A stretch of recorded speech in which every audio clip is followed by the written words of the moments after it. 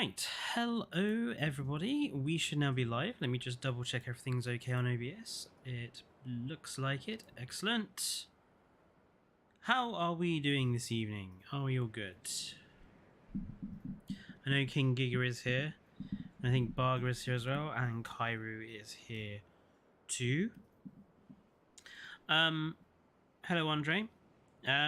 I have not seen the socials. I've been trying to keep myself as sort of out of the loop as possible because I want my experience of this to be relatively fresh, which is what I do with all the updates and DLCs. Oh, Joshua, I hope she's all right. Hello, Monster. Are the streams going to be earlier? No, this one is just earlier tonight because, well, DLC. That's why. So, what we're going to do, we are back on my mod testing map, which is what I use for doing all the mod testing. What we're going to do is we're going to look at the animals in the sort of gameplay environment perspective. Then we'll have a look at them in the species viewer to go through sort of the skin previews and that. And then I'll sort of give my overall sort of opinion. One thing I do want to point out though is in the top corner, earlier on I went on Steam and had a look for full-on games at the moment that are on sale for around the same money as the DLC or a few quid more expensive. And those are 4 games, I've personally played all of them, that I think are spectacular, and they are full-on games for the same money as sort of around the DLC. And that to me is how I'm justifying, because obviously I have spent money on this in order to be able to make content on it, but we'll get into my feelings fundamentally about this pack at the end. Right,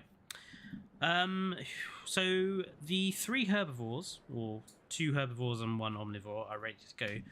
What shall we do first? Let's look at the Ankylodocus first, because I think the Ankylodocus is the one that I think we can safely say has had quite a bit of work put into it.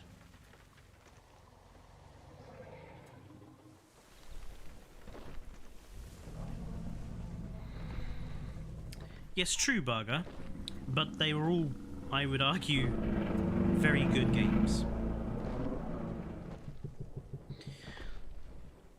SimCity 3000 especially. I love that game. Simple, brilliant game. And Portal is just amazing, regardless. So, yeah, the new Ankylodocus model. It's better than the first game's one, that is for sure. This one, the face looks a lot more sort of ankylosaurid. Doesn't look so derpy, so I agree. How do I hide that? Hide that. Can I hide that? Thank you.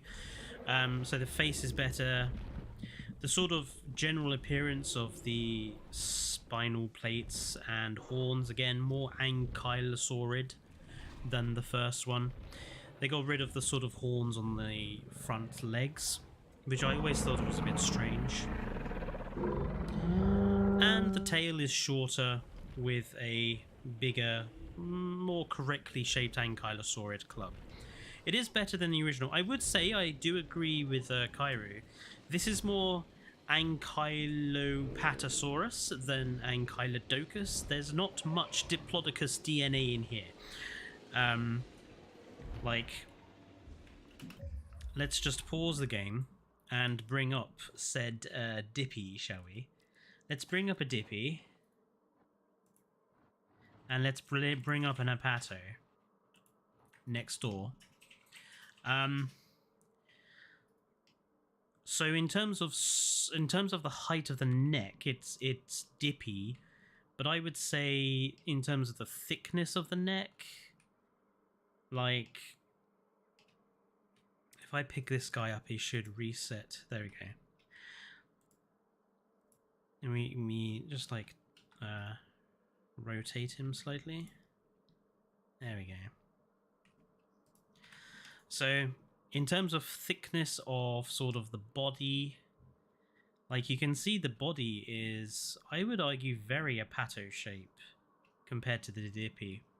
The neck is very thick and short like the Apato, not thin and long. Tail, not really like any of them, but I would say more Apato than Dippy.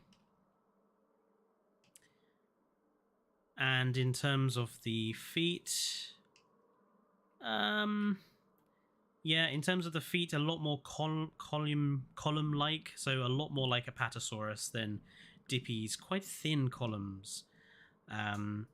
So yeah, I would argue a lot more Apatosaurus than Diplodocus in the Ankylodocus,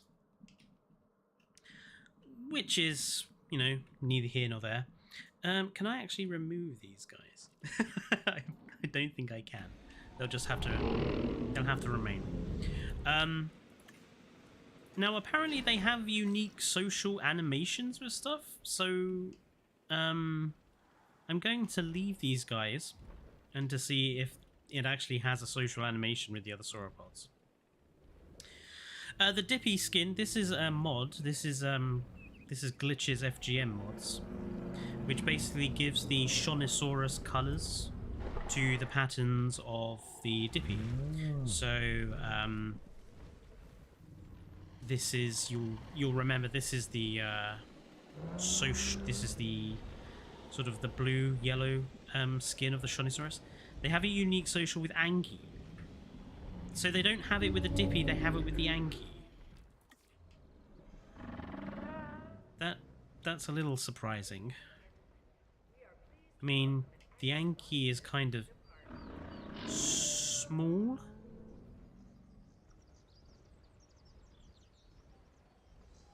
Okay.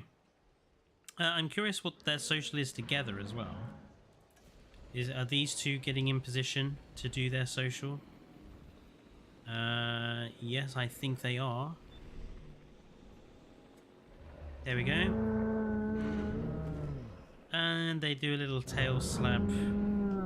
And they shout at each other.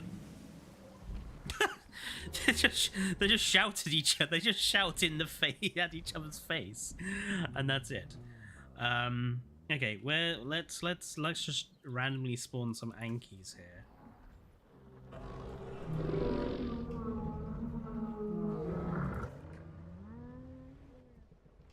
Because I would like to see how an animal this size has a social interaction with an animal this size.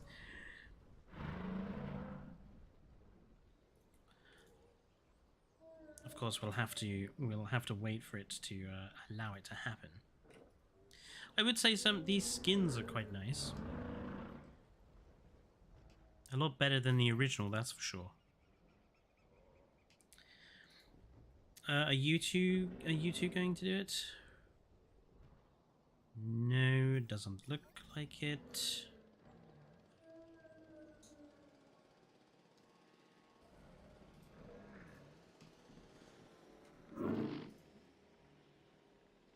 Where's the other Anki gone? They look like Augustina. I don't know what Augustina looks like, if I'm honest.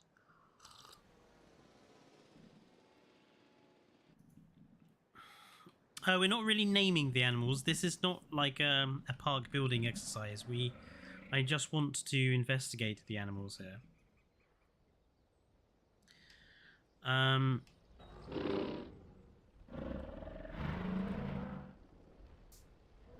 If they have a social animation with the Ankylosaurus, it doesn't seem to be an animation that plays... Oh, hang on. Are they trying to get into... No. I thought they were trying to get into a position there. It doesn't seem to be an animation that plays very often.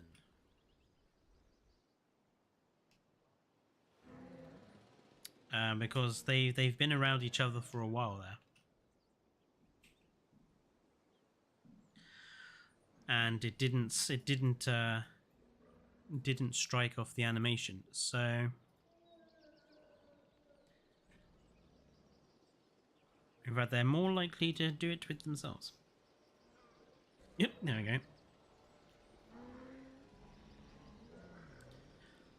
Are they getting in position to do something? Quite a lot of the time you can tell when they're going to do a social animation, but it doesn't seem... It would be easier if they had... Bleh. Screw the trade system. Well, whatever. We'll carry on. Let's have a look at the Spinoceratops next.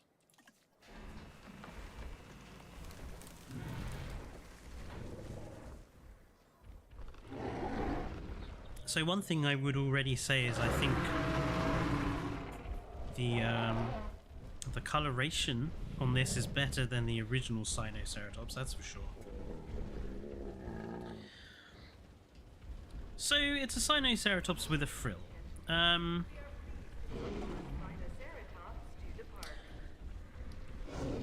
isn't much more I think I would say about it apart from that.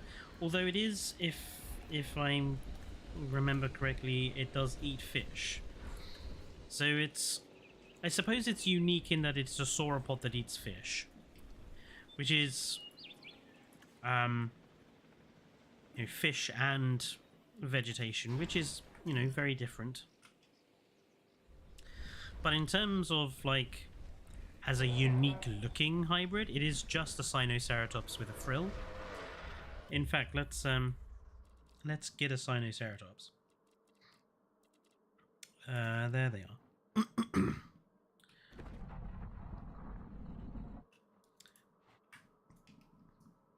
So it is bigger than the Spinoceratops, which you'd expect. I think I prefer the hybrid Spinoceratops body to the basic Spinoceratops. The basic Spinoceratops for me is just a bit obese. It's a bit too chunky. Whereas I think an animal this size of Spinoceratops it looks better. I think the proportions are better. I don't really care about kill animations. I don't play the game for dinosaur combat or for that sort of thing. I'm looking at this DLC from my perspective of a park builder, so whether or not it has great kill animations doesn't matter to me at all. It's not something I'm that bothered about. Yeah, I suppose the sail is a bit I mean, I'm not even sure I would call it a sail, really, because it's kind of thick. It's more like the Uranosaurus hump.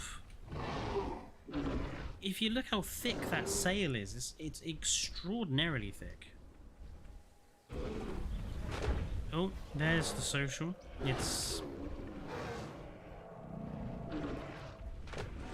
I say social, kind of aggressive. Yeah, this is a fairly standard sort of social animation. Do these guys have specials with the Spinoceratops? Does anyone know? Because I'm curious.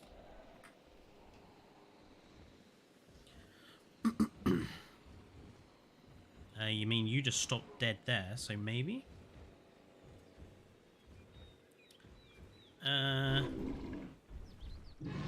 Or not, as it happens.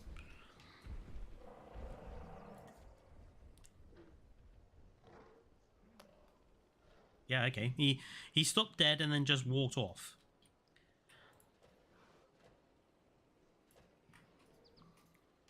Getting the socials that they have with the other species to actually trip seems to be a very rare thing.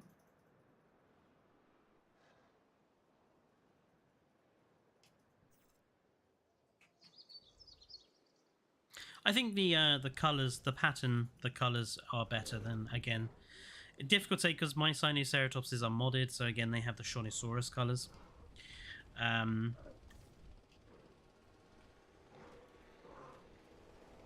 But yeah, both Spinoraptor and Spinoceratops don't have a social with Spino.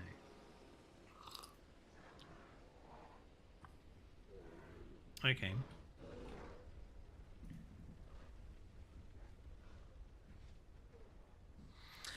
Well, they don't seem to want to. They're happy socializing with each other. But at the moment, it doesn't seem like these guys want to socialize with the other Sinoceratops.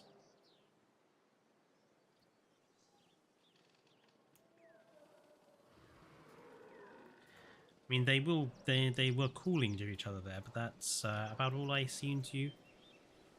This is the first one you're skipping, Jurassic Swine. Yeah, we'll get into my thoughts towards the end. Okay, since again these guys are refusing to play the social, I wonder if it might be because of. Let's just double check I've got everything set correctly.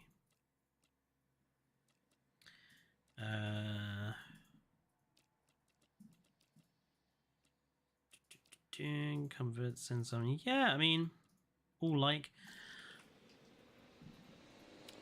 It just seems to be quite a rare sort of thing for them to do, apparently.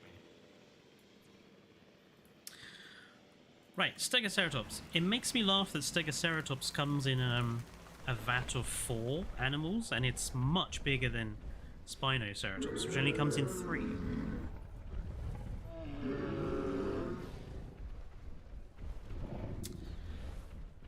Well, there we have it.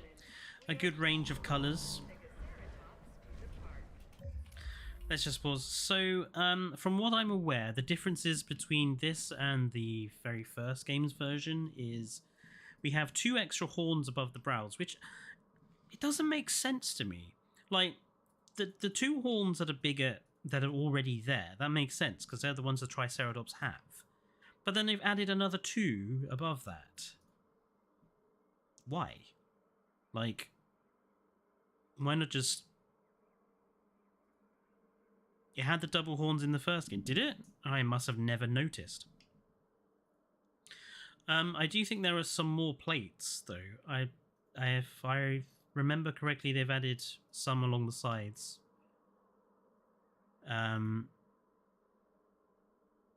We have obviously the Thagomizer. Thagomizer looks a bit strange.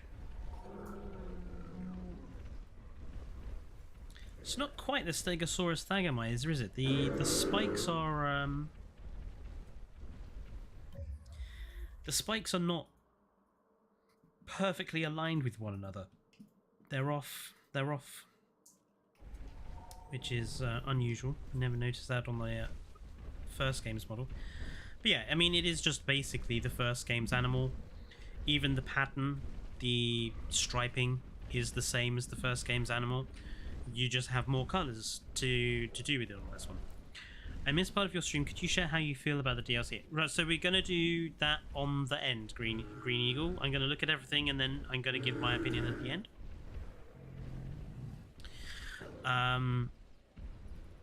Yeah, it is relatively unchanged. I would say the Stegoceratops is the most unchanged out of all of them, I think. That and the Spinoraptor.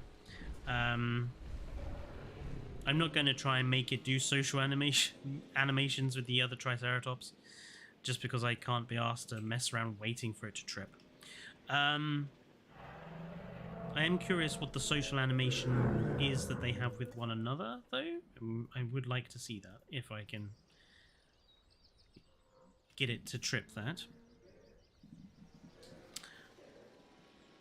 Well, it's not the basic patterns from the pack. So the Jurassic World Evolution 1 Stegoceratops had exactly the same pattern. The stripes down the body, that's exactly the same. You just have more color options. King Giga will have a look at all of the skins, including the Lux version, in the species viewer, okay? And they just... yeah, their social animation is pretty meh. Kind of mid.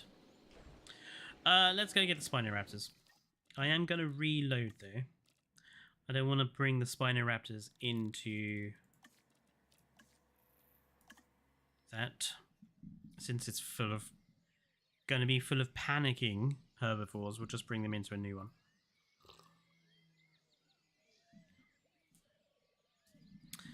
Hybrids do socialize. Spinoraptor with Velociraptor. Okay. I mean, I'd never build a park with Spinoraptor and Velociraptor in the same enclosure, so I just don't do that. Nicholas, I'll answer that question at the end. Right, let's get the Spinoraptor then. I think the Spinoraptor. I think it's not controversial to say that out of all of the original hybrids, I think Spinoraptor was the one that everybody wanted back the most. Personally, I have missed Stegoceratops because I loved Stegoceratops in the first game. But I think generally, most people, it was Spinoraptor that was the one that everyone wanted back. So only 3.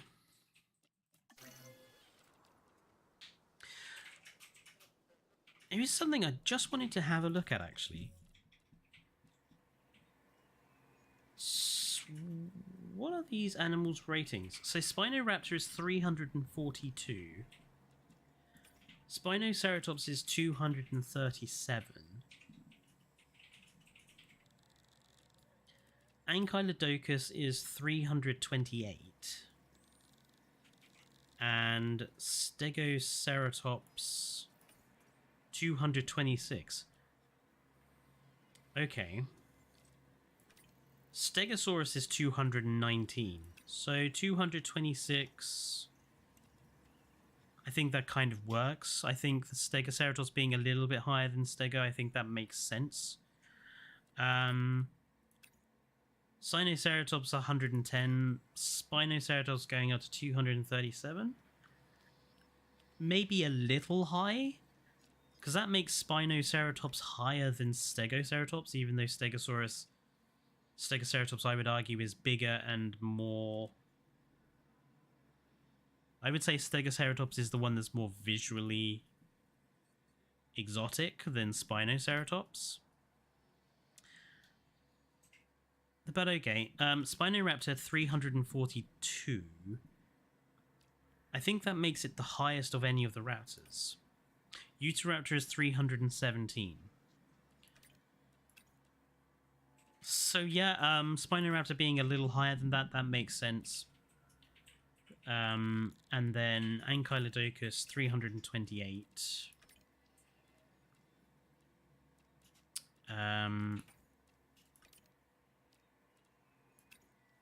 Yeah, that makes Ankylodocus pretty much the highest rated, like, smaller sauropod before you get to the big high-necked browsing types like Alamosaurus and Brachy and that. Where is Brachy, actually? Brachy is 285. Ankylodocus is 328.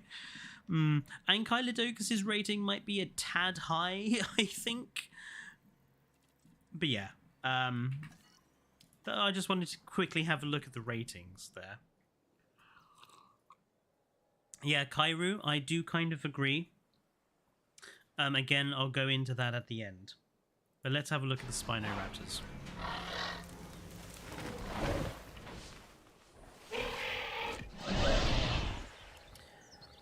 Oh, they have quite an interesting...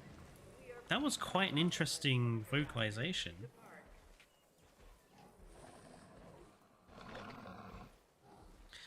You know, at least they haven't just copy-pasted the Velociraptor sound effects to the new Raptor, not looking at anything in particular. The Utahraptor.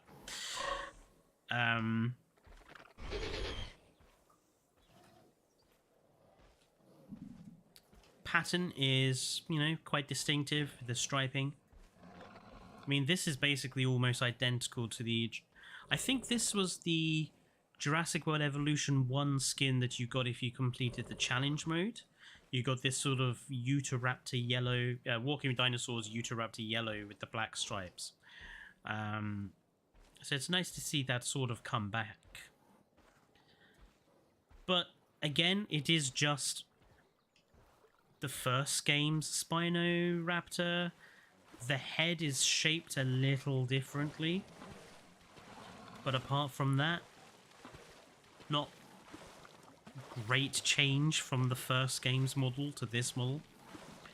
I'm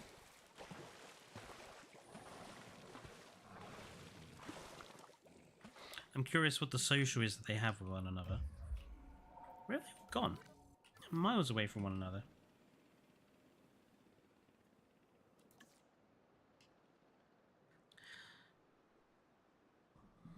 I don't think using mods to spawn them in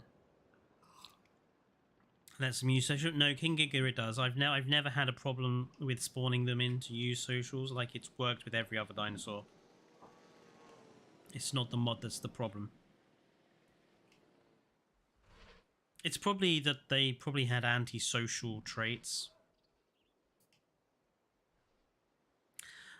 Again, I don't care about sort of kill animations, King Giga. Like, I don't play this game to have dinosaurs fight with one another like I'm playing with plastic toys. That's not what I play the game for. I'm looking at this DLC from my perspective about what I'm interested in. Kill animations, I do not care about.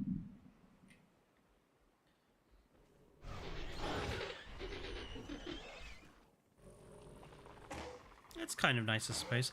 That school, that they do like that really horrible sort of chalks on nails on chalkboard, like horrible screech. That is kind of cringy. What about goat kill? No, let's put a goat in here and see what that looks like.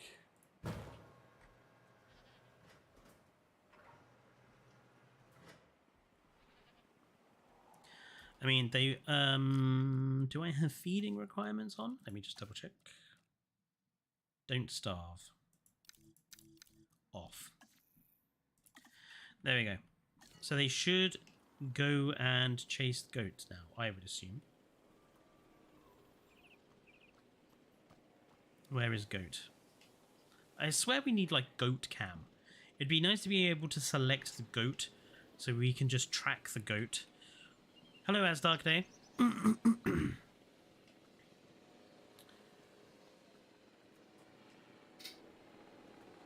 I will also put the fish feeder up as well, just to have a look at them eating from that. But I don't expect it will be that much different from the first games. I mean, this goat is just walking to his death, or not?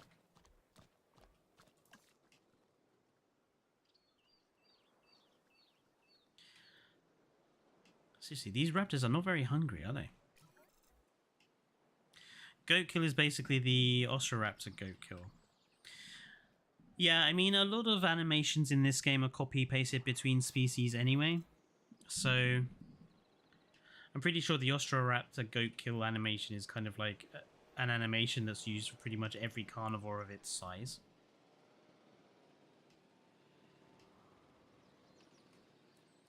Is he going for fish? No, he's going for water. I got excited thinking he was going for fish. They pack... Again, I don't care about the... King Giga, I appreciate you telling me these things, but I don't care about the pack hunting. I don't care about their kill animations. That means nothing to me. I don't want my dinosaurs going and killing other dinosaurs, because that's not what I play this game for. They pack hunt the goats. Why would an animal this big need to pack hunt a goat? It's huge. That makes no sense. I mean, at the moment, they won't even flippin' eat.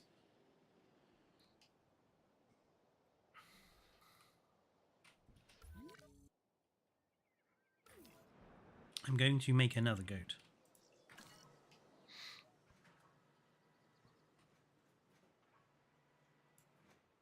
Are you not hungry? You are hungry. Go and eat. Ah, okay. One of them... Okay, so yeah, it's pretty much the same animation as they had in the first game. Sitting on the edge and just trying to catch. So not much different there.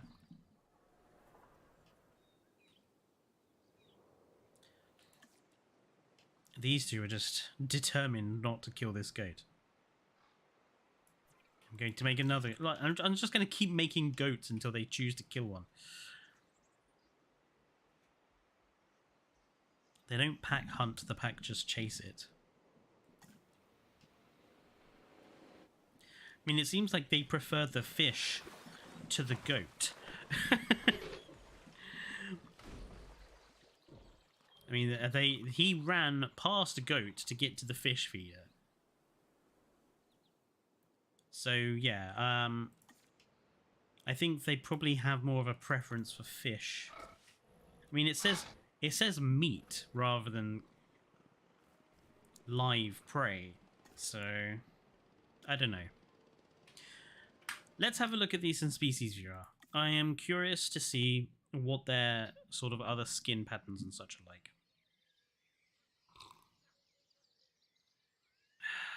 I underestimate the goat. Probably, yes.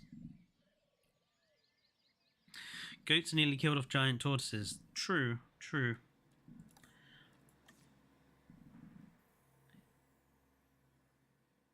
The Ankylosaurus animation is kinda sad. Right. Let's start with Ankylodocus.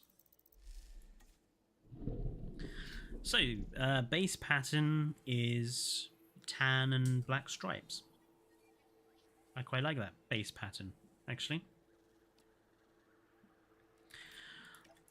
Let's remove the pattern and let's go through base colors first. So we have the standard sort of orange, tan, the reddish orange, murky green, iguana green that the Alamosaurus has. Brown, white, grey, kind of black. The Amazon rainforest one is quite nice. This sort of blue-green with an orange belly. I do quite like that one. Yeah. Very vibrant green. Tricolour green. Don't really think the horns should have been the same green. I kind of think the horns should have been a different colour, but that's fine. Mangrove forest. Ugh. What colour is even that? Like, it's kind of a speckle of lots of different purples and greens. Not sure on that one. Gambia River Basin. Right, so Rana is the straightforward black stripes. I will have a look at the Indoraptor and Indorex skins as well, King Giga. Thank you for reminding me. Like that. Holy crap, you didn't get that one. As Darkday, people do criticize me for not being more positive, but actually if you do listen to my videos, I am actually quite positive about a lot of stuff. It's just, in my opinion, there's a lot of negatives that outweigh those positives. So I always have to take it on balance.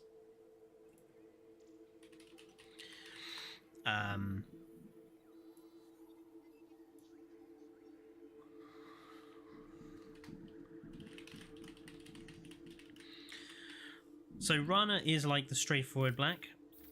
I think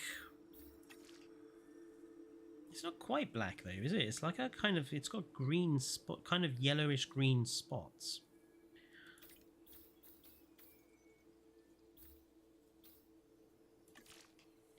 Yeah, looks good on the tricolour green.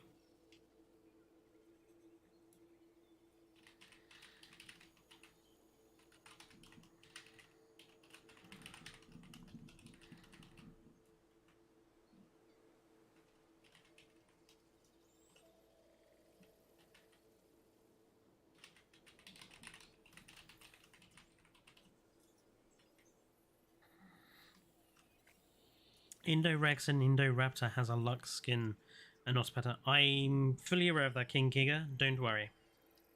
I actually rarely disagree with your negative points, so I'm not criticizing you, it's just funny. I know, it's actually, I was just saying, like, in general, I get a lot of flack for being overly negative a lot of the time.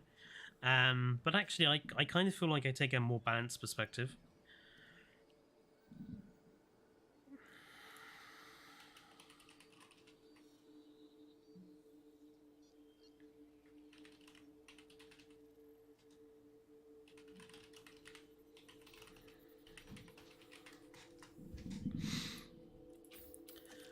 Calcarana...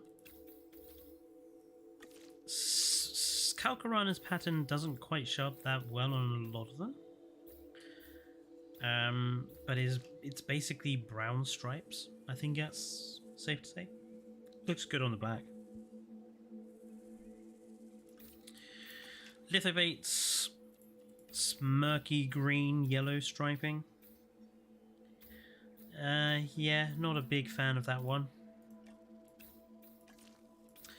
Pulcrana is basically white, whitish blue. Again, Pulcrana doesn't really show up very well on a lot of them. Maybe if you wanted something subtle pattern-wise. But again, yeah, not too great there. Papurana, bright blue and purple. Again, not particularly fond of that on a lot of these body colours. Works okay on the black. And then Lux, which is purple during the day and blue during the night. The purple looks quite good there.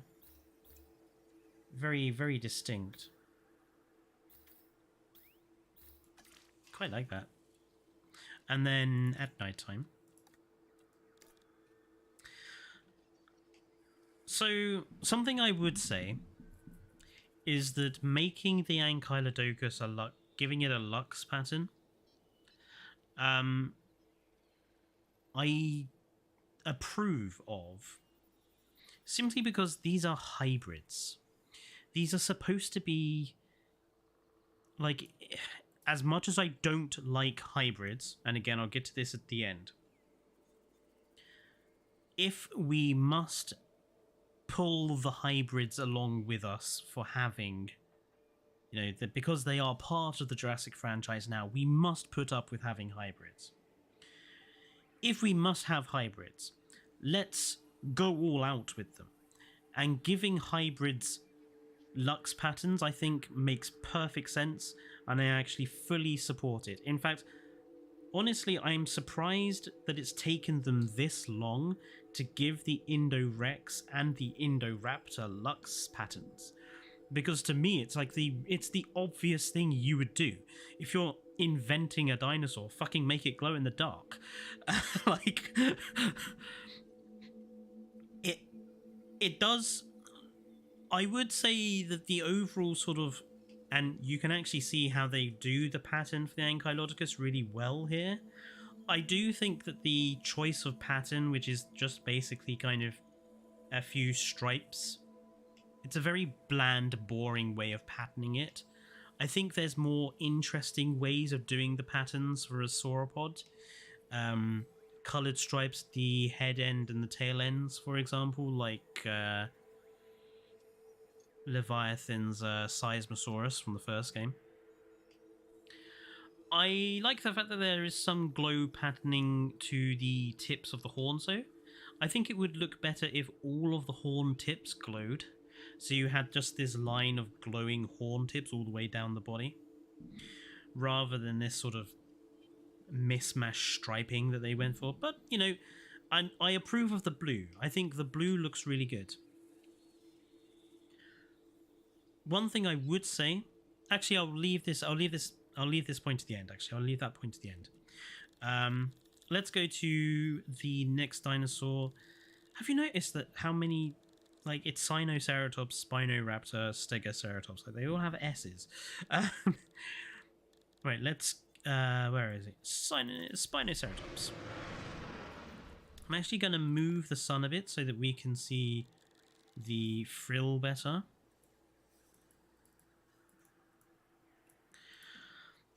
So basic pattern is Death Valley with Rana. Looks really good. I really do like this. If there is a criticism I have about Sinoceratops, even with my mod that changes the colours of the patterning, you can see here that they don't really make good use in terms of the patterns. Most of the frill is kind of left untouched, and you just have this generic iguana striping down the back. And even with Glitch's mod, it doesn't really add very much to this guy, unfortunately. So one thing I would say, this is far more impressive in terms of patterning to the frill, in terms of the patterning along the back as well, obviously because the hump. It's so much more visually outstanding. In terms of colorations, I think we have the sort of basic ceratopsian ones. This one is... wow.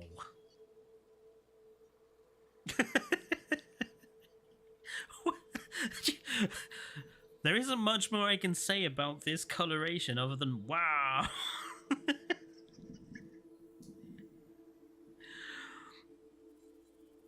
Can we... I think we should just petition to name this the bubblegum skin.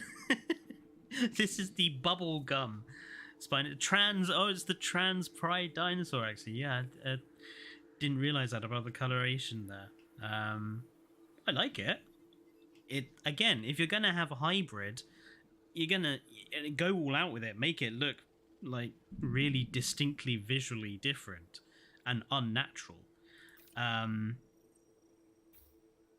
Same with the mangrove forest coloration, blimey. And then you have something a little bit normal for Gambia. We do have two... I assume these are Camp Cretaceous animals. So you have Revel and Angel. And the difference is one is lighter than the other because I assume one is the female, one is the male. Okay, whatever. Carrying on. So Rana gives you the sort of red frill and red head frill and red back hump. I really like it. Ooh. Okay, that works for me. Like, if I was going to do, like, a volcano-inspired park, like a volcanic biome, this guy would be in it like that. That's volcano all over it. Works quite well on bubblegum too. Wow, and on that one. See, this is why I didn't like the Indominus Rex, because they just made it white. And if you're gonna make your own dinosaur, bloody make it stand out color-wise.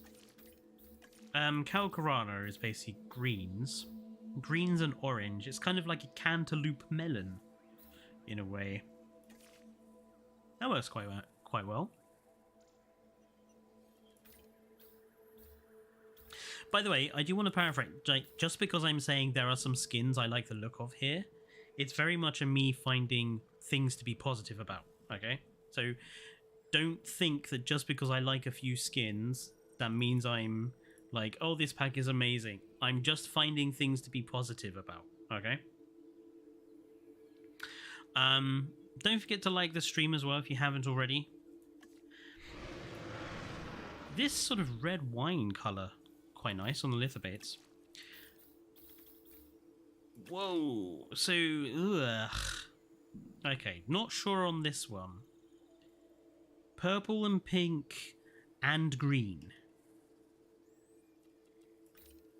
Not sure on this colour combination. It kind of works okay on the green bodies because that basically you get rid of the green, you just have the purple and the pink left over. So it works okay on those. But on all the other colours, kind of looks gross. It kind of looks like a Tyrannid from Warhammer with like a... You'd expect the frill hump bit to be full of some horrible biological fluid that digests you or something. Papurana. Papurana is a bit more of a stale, standard sort of colour. Yellow, black. Pretty much works all over.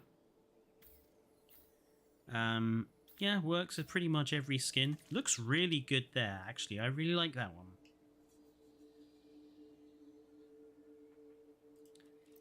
Whoops, wrong button.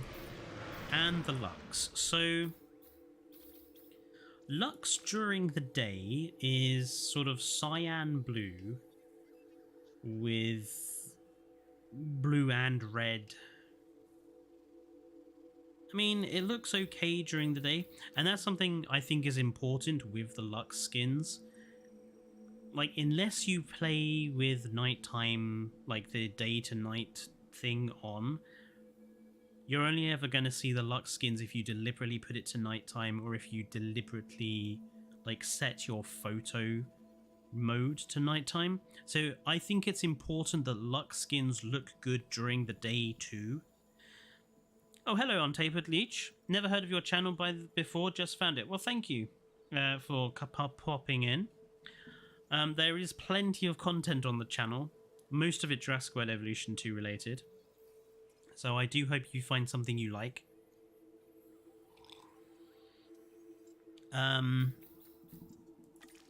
Yes, it is undeniably the Spinosaurus sail stripes.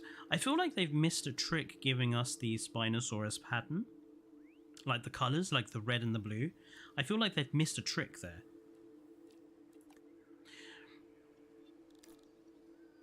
And at night, the Lux will be sort of a whitish blue, and the pink and blue is very distinctive. I'm not as fond of this Lux pattern as I am Ankylodocus's, because this is basically the Parasaurolophus one.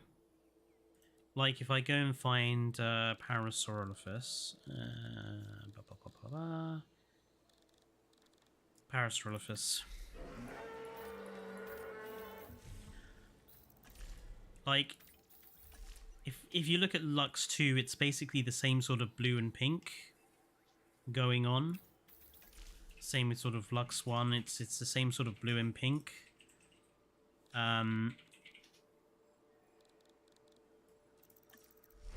It's the same sort of blue and pink thing going on here. It would have been nice to have a different colour than the pink and blue that we've already got with the Parasaurolophus. But it's nicely done. Again, finding positives. You're in love with Prehistoric Park and park builds in general. Well, I do play a lot of those on Tapered Leech, so I'm sure there is plenty to watch. Time to say the truth about these Lux. From here on out, they suck and they're all the same. Again, like I said, I'm going to give my opinions at the end. I want to try and keep some positivity going for this part. Spinoraptor is next. Again, the coloration's pretty standard. Nothing overly exotic, apart from this one. Right. Can someone tell me... That box says it's lime green. Is that lime green or is that... To me, that's more yellow than lime green. But there is green to it. It's like... It's not quite green, but it's not quite yellow. It's rotten lime. It's rotten lime. I like that. It's rotten lime. Excellent. Nice to see that they're still fucking up the colours in the things there. But yeah, nothing overly... I'm pretty sure this one was actually in Jurassic World Evolution 1, actually. Nothing overly exotic in there. So Rana as a coloration is brown stripes and yellow frill spots. Doesn't work on all of them, I have to say. Doesn't work on a lot of them, actually. Calcarana is your tiger... Ooh, now that is good. Basically your tiger stripes. So put it on anything orange, yellow, looks good. Anything on the green as well, if you want that classic 1980s, 1990s dinosaur look. Yeah, black stripes, they work with everything. Blue stripes, lithobates. Kind of exotic, kind of digging that with the orange.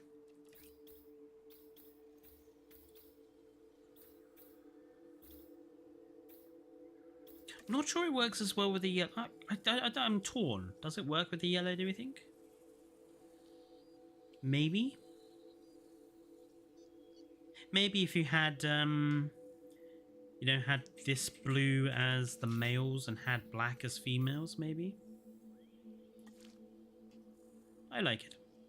You never got any of the Jurassic World Evolution 1 DLC, so this is all new to me.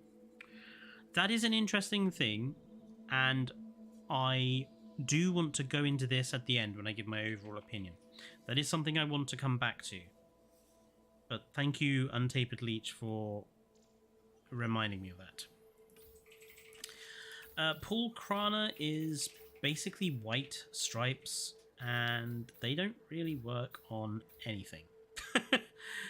Very subtle. Kind of works okay on if you have like a black dark body, but apart from that, doesn't work well on anything. Papurana, again, doesn't really work very well on anything. And the Lux. So the Lux is important. So during the day, it's basically black purple stripes with very distinct pink spots. I think during the day, that looks good. As a Lux pattern should look good during the day.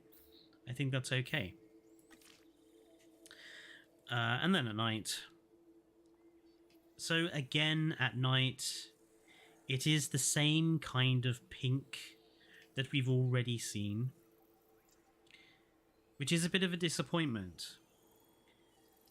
Like Ankylodocus, we had that very distinctive navy blue, but then Spinoceratops, it's pink and blue, just like the Parasaurolophus Lux. And this guy, it's not even blue, it's just pink sort of fading into red. I mean, it's not bad, it's just I would have preferred a different colour. That's all I'm going to say. A different Lux colour would be nice. And final one is obviously Stegoceratops.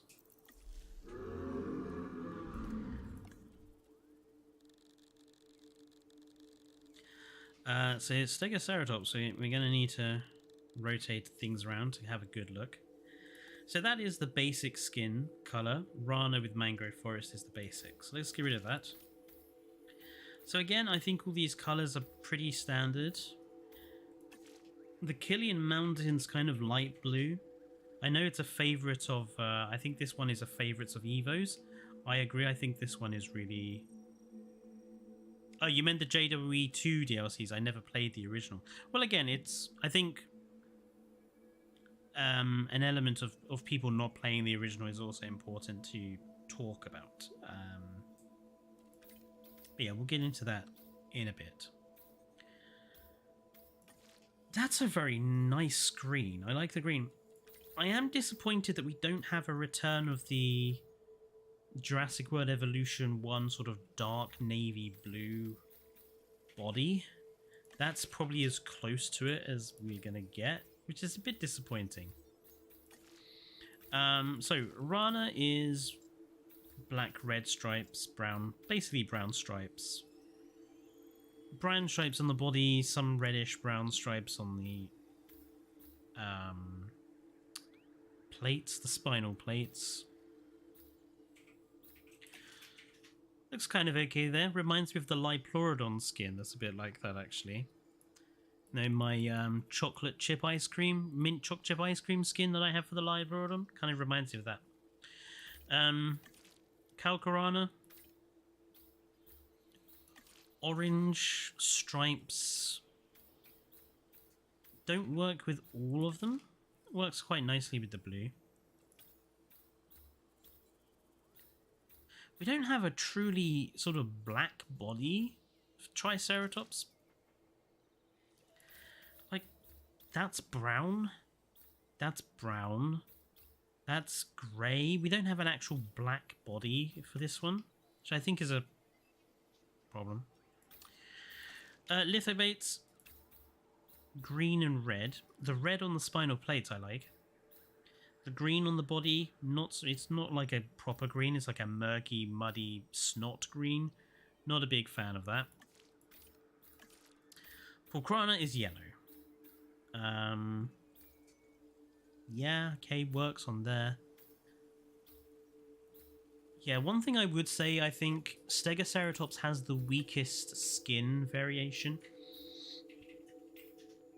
Like, not every pattern is going to work with every skin, and there's only a few patterns that actually look kind of nice. Fletcher, what are the research requirements? I don't know, King Giga. We can give it a look in a minute. Yeah, whether it's likely an animal like this would ever evolve, I think we can safely say no.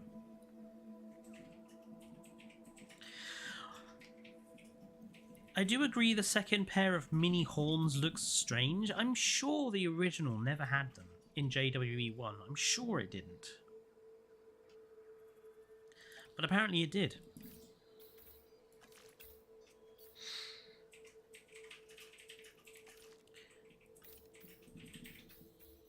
Oh, this is the Lux pattern. Right, so sort of green stripes down the side.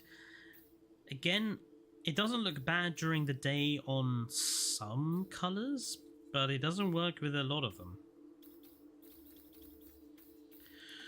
And then obviously at night, this one is this very vivid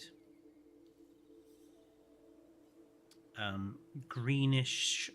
It's more like a combination of green and cyan blue.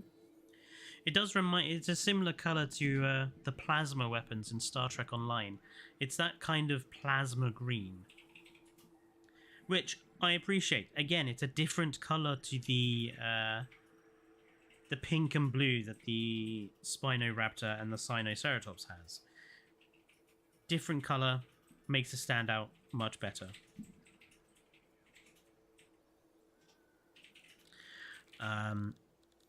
But yeah, Stegoceratops, the weakest patterns in terms of skins. Now, we do have a couple of others to look at, don't we? So we have the Indos to look at. So,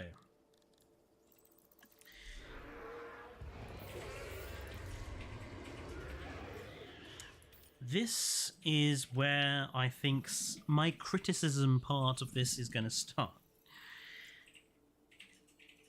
The Indominus Rex and Indoraptor Lux patterns are not pattern choices like they are with all the other hybrids.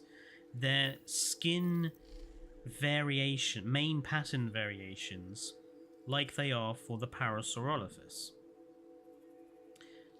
Which means during the day it looks bland and boring, and during the night you have this wonderful blue sort of Arctic sort of colour. Again, I like it. I really like this blue.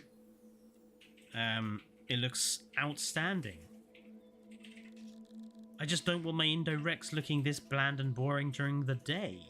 This is just grey. Why did they not add it as a pattern option? Why? Because the way that mod makers used to make Lux skins was they just made one of the conventional patterns a Lux pattern, which works really well because you still get it during the day, but at night it looks even better. And I would say a lot of there's definitely a few patterns here that I wouldn't mind them removing and replacing with a cyan blue Lux skin. So I do think it's disappointing that... I mean, the Indoraptors isn't bad. At least you get some colour onto the black. The Indorexes, though, is just very boring. I just looked at Evolution 1 Stegoceratops, and not only does it have 2 sets of horns, the big horns appear longer to me. Oh, okay. So it definitely had those extra horns, but it's just been so long.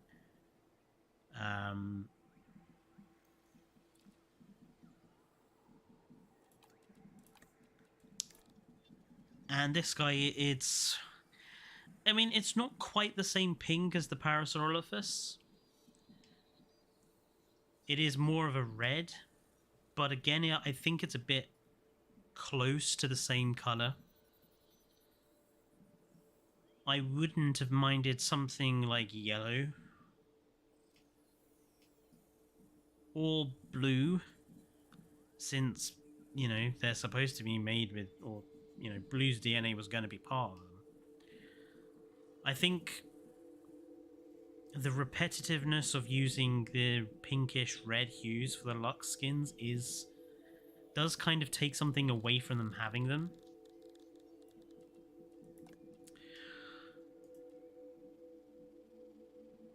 Yeah. Let's go and have a look at those, because there was a question about research requirements. Let's go and have a look at research requirements.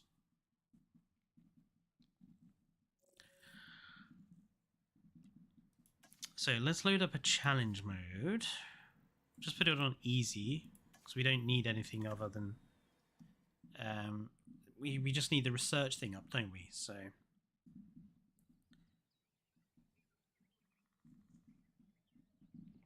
yeah, and the Scorpius Rex didn't get a Lux skin, which I find it's a very strange outlier. Like, they gave the Indorex and Indoraptor one, but not the Scorpius Rex, which is a bit strange. Because now that makes the Scorpius Rex the only hybrid that doesn't have a Lux skin. How strange, how weird is that? I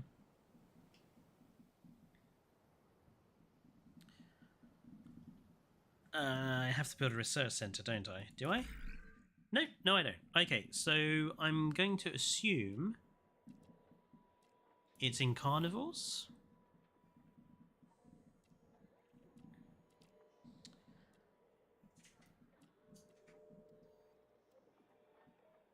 Oh, interesting. So...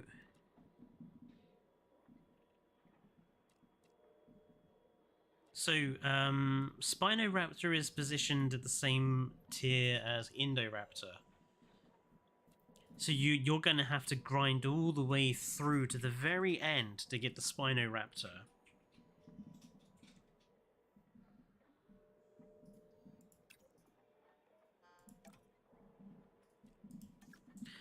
Let's have a look at the herbivores.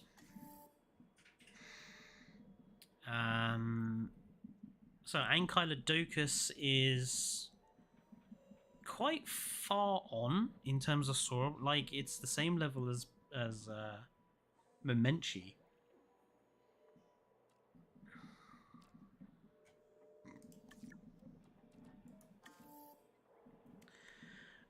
And let's have a look here. So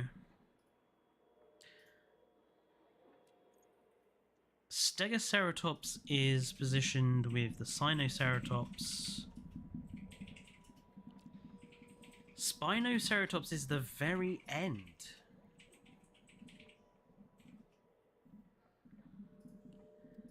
I think that's a bit harsh. I think I probably would have put the Spinoceratops slightly... oh, I suppose it's based on where the Spinosaurus is, though, isn't it? Where is Spinosaurus? Spinosaurus is rank 4. If you want to be ranking them, not rank 4. 1, 2, 3. Yeah, 4. So I suppose it makes sense it has to go in rank 5, but don't know, seems a bit harsh that it's I'm not sure I'd say it's like a top tier hybrid. I probably would have said the Stegoceratops. I mean, I think they're positioned, it makes sense in terms of where they are on the tech trees. I mean, I think maybe Ankylodocus I would have put with the Diplodocus genome. Like, I would probably have put it here rather than here. Because it is only Diplodocus and Anky. Where's Ankylosaurus?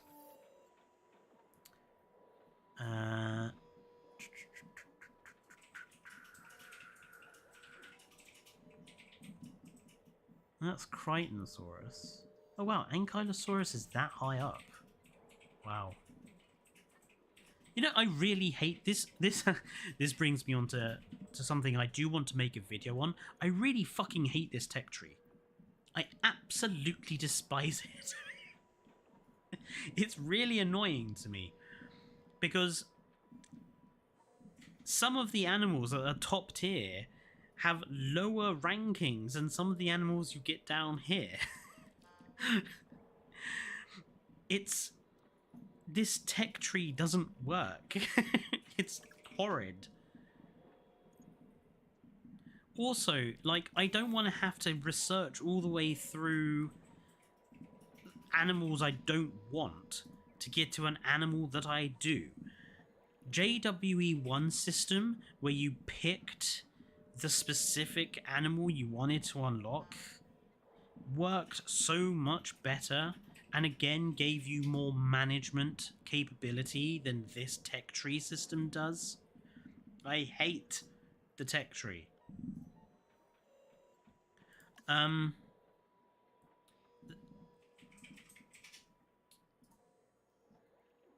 The Stegoceratops icon has a Pentaceratops with backplates. Does it?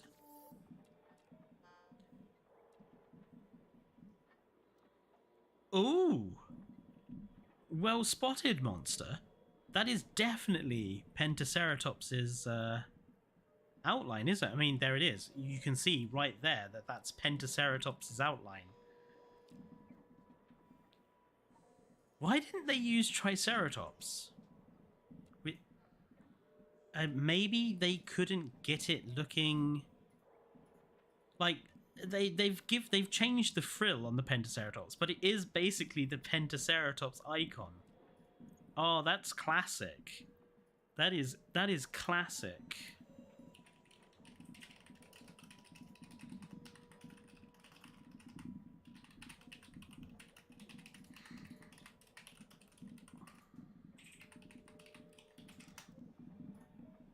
I'm actually going to screenshot this and show Evo. Because that is really classic lazy frontier there. Absolutely amazing.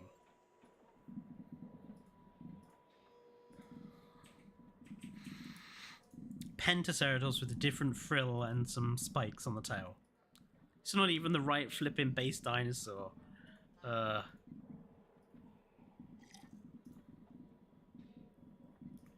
Actually, yeah, let's go and check the rest. Okay, let's... So... Where's...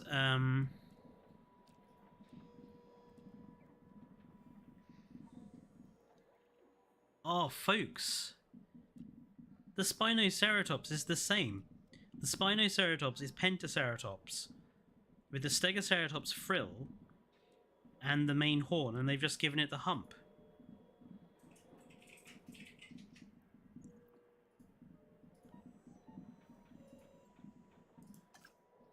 Where's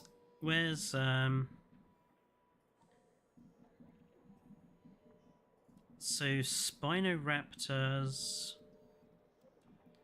Is Spinoraptors anything? I mean, it's definitely not the Velociraptor. It's...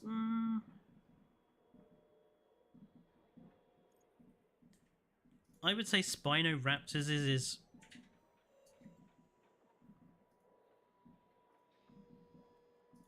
Yeah, Spinoraptors is almost looks unique. I can't see that it looks the same as any species here, unless it's like looks the same as the small carnivore one. Nah, it's pretty. The Spinosaurus, blah, these fucking hybrids. The Spinoraptor one is pretty uniquely made, so that's fine.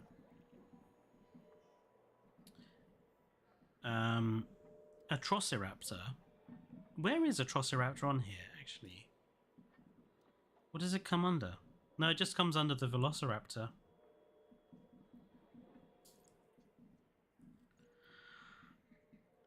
And people want Evolution 3. Yes, well, my thoughts on Evolution 3 I have already gone into in my Do We Need a Jurassic World Evolution 3 video.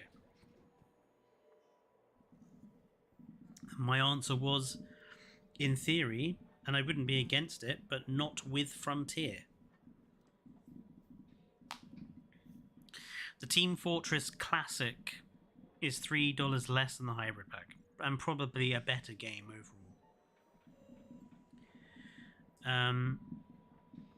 Didn't they all have these icons in JWE as one as well? I don't think so. In JWE 1, they just had heads, I think. It's been so long since I played JWE 1. It does look a little like the Indominus Rex icon. I mean, it looks a little like the Indoraptor Raptor icon as well. But it's clearly, obviously, not just Pentaceratops with plates or Pentaceratops with a couple of missing horns. That's such a cheap job.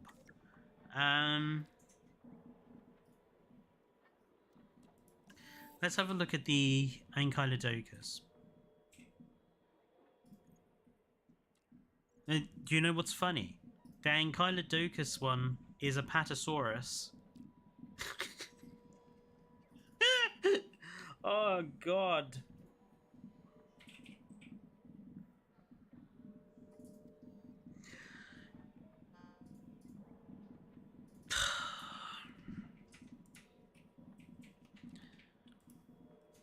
How can you say the Ankylodocus is Diplodocus DNA? It just isn't.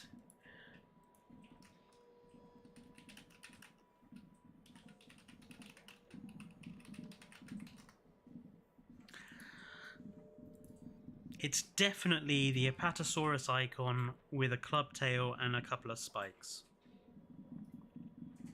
It doesn't look a thing like the Diplodocus icon, does it?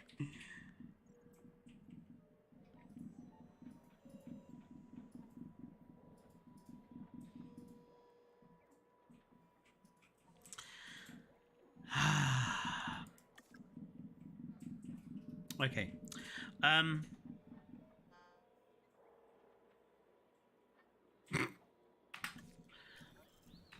Let's load into a park I've already built.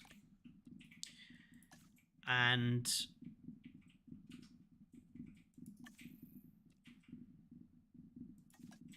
I will have, you know, the camera going around while we discuss this pack and my opinion on it, okay? I do have a lot to say.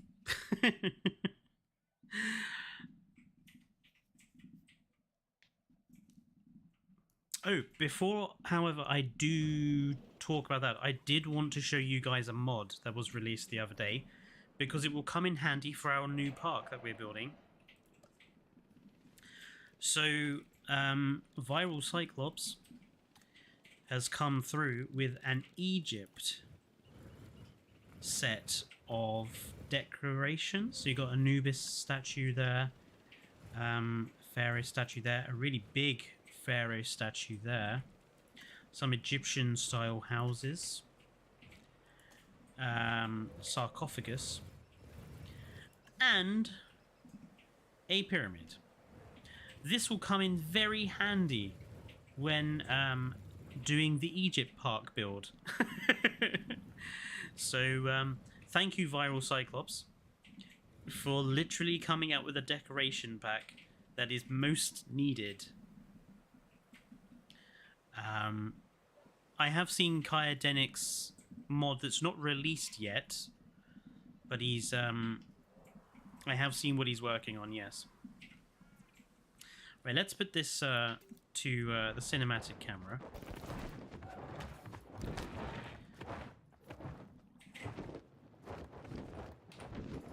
And I'm going to leave it to play while we talk about this DLC. So what are my overall thoughts, first of all? The Ankylodocus remodel is greatly appreciated. Even if it doesn't look very Diplodocus-y, it does look better than the first game. Spinoraptor and Stegoceratops are basically the same as they are. Spinoceratops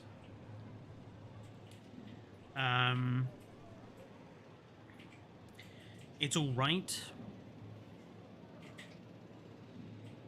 I think I would have preferred something else, though.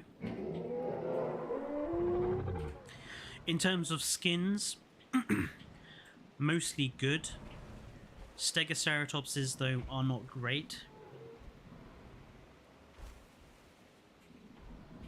The Lux pattern on the Ankylodocus, I love it. The Lux pattern on the Stegoceratops, I love it.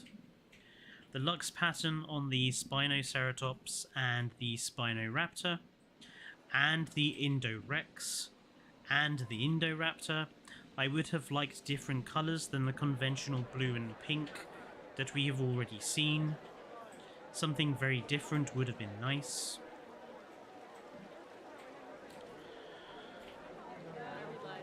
The Lux skin for the Indorex and Indoraptor being a variation, I think kind of spoils them a little, but the Parasaurolophus's ones were variations. That being said, every Lux pattern that we have had since then, the Styxosaurus, the Nothosaurus, they've been coloured pattern options, not main body variation. But given that they came in with those, I don't like it, but I can understand why the Lux pattern on the Indorex and Indoraptor is a variation, not a pattern colour.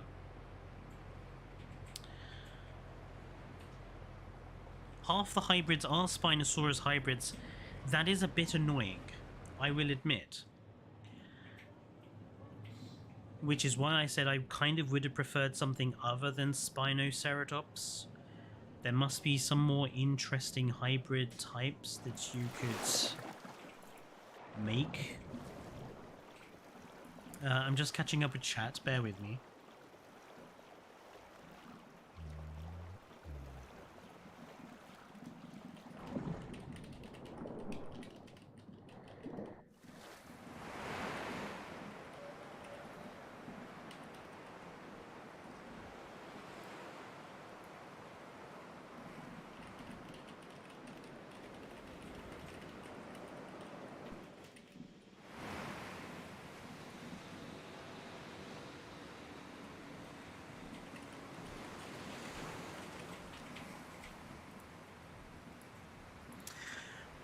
Literally, it's the Lego Jurassic World hybrids. Is it? I thought, obviously Stegoceratops comes from the film, and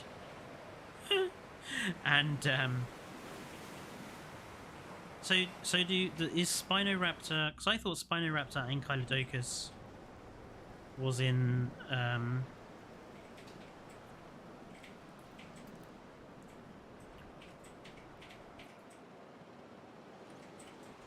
Jurassic World. Is it Jurassic World the game? It says 2 mobile games like it. I thought they came from that, not the Lego Jurassic Park game.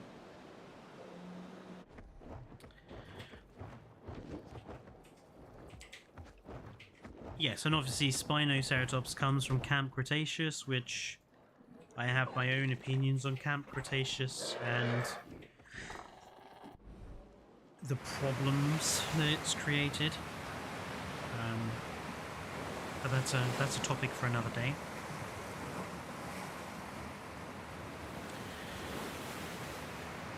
Right, let us be blunt. Do I think it's good that we're paying again for a DLC where 50% of it, 75% of it is the same as we have already paid for? No.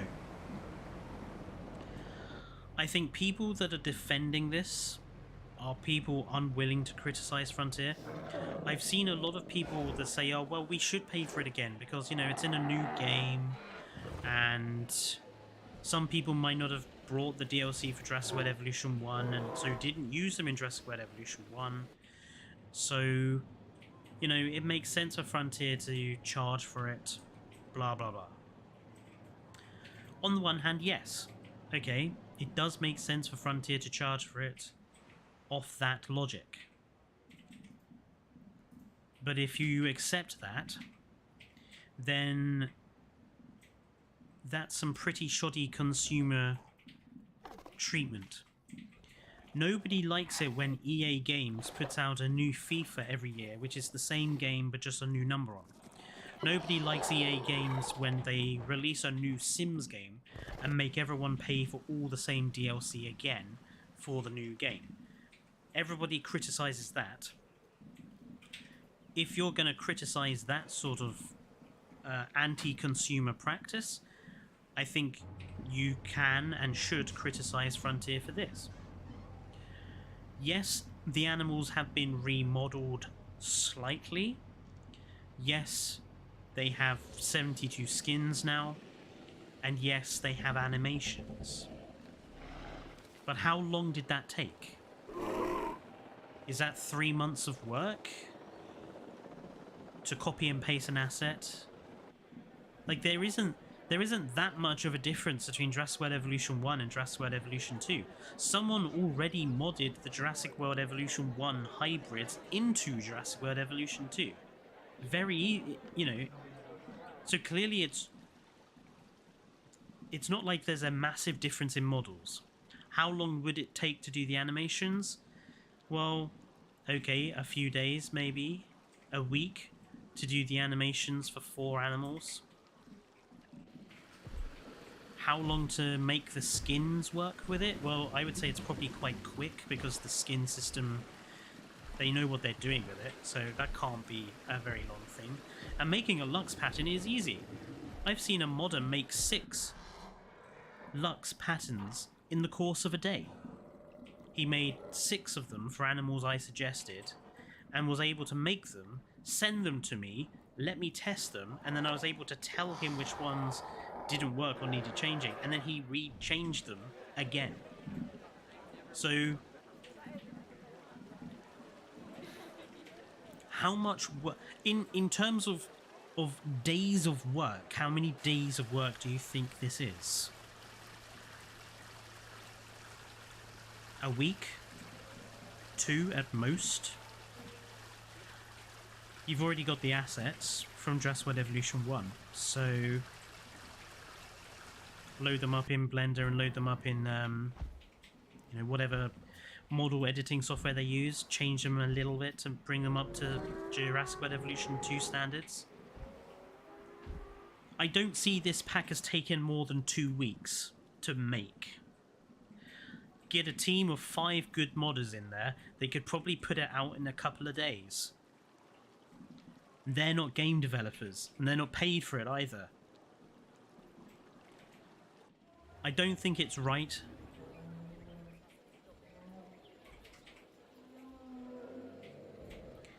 And I don't think Lux skins are really that important to a lot of people. I think the fact that they have a Lux skin and they've added a Lux skin for the Indoraptor and Indorex, I think they're trying to use that as like a, oh, this is like a big thing. And it's really not. I don't think people use Lux skins very often. Because, again, you kind of need to play in the dark. If you don't play in the dark,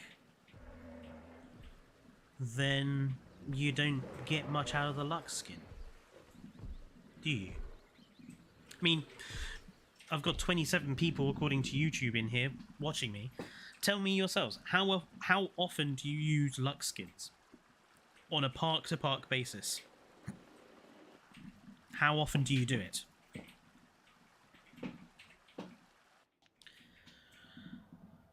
So, Untapered Leech doesn't even have Lux skins.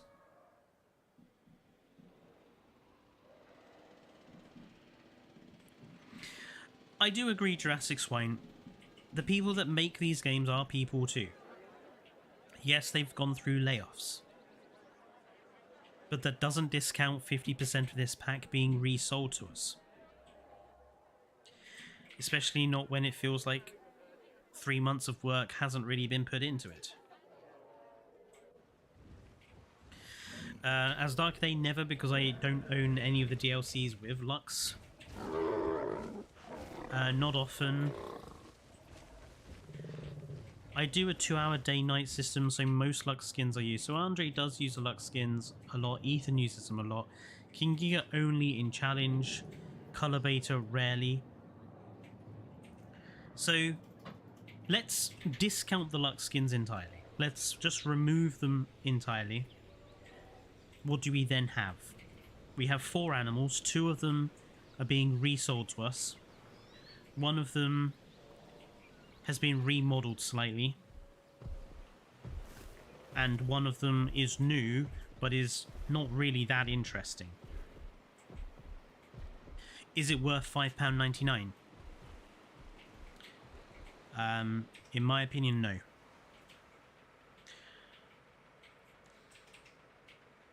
If the free update had come with some hybrid related decorations,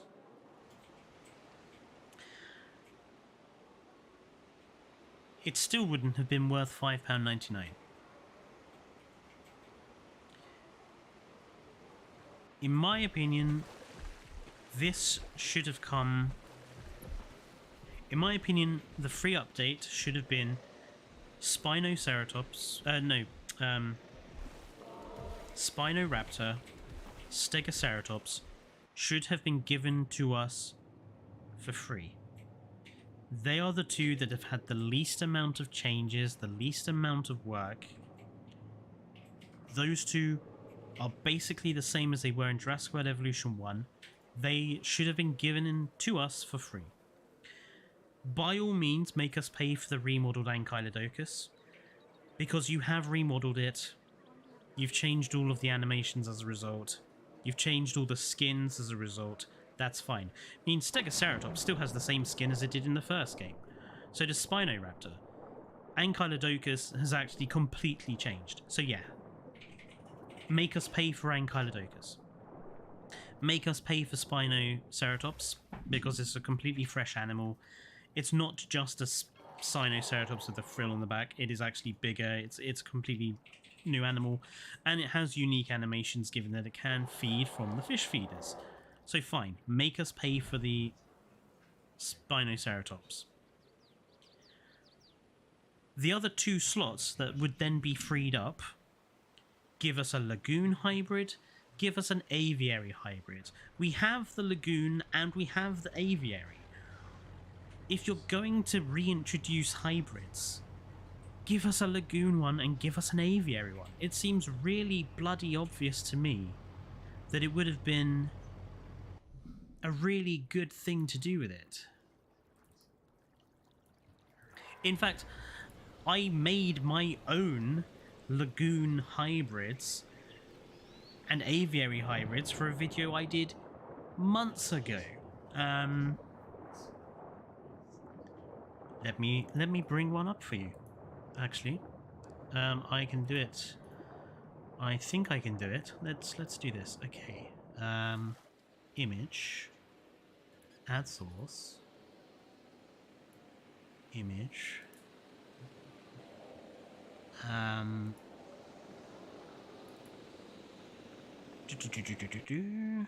Where did I put them?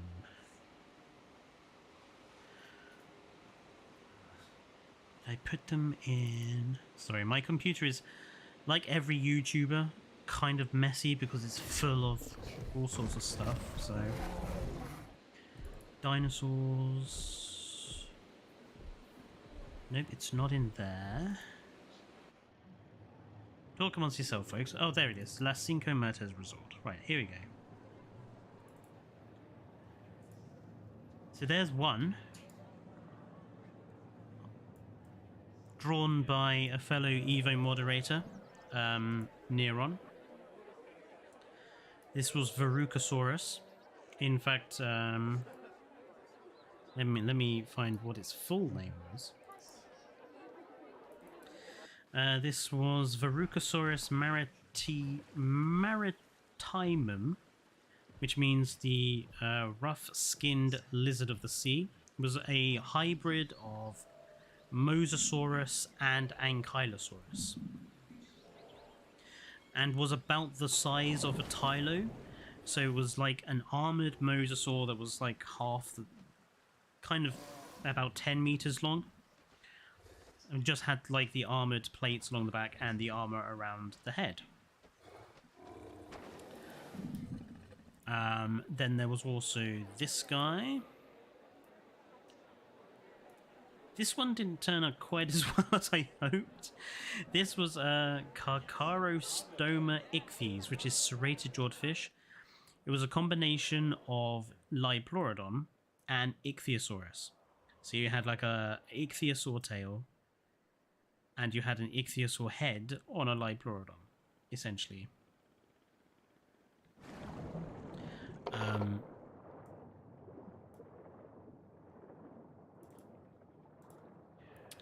And then we came up with this guy. So this was a combination of the Jurassic Park 3 Velociraptor and was it Pteranodon?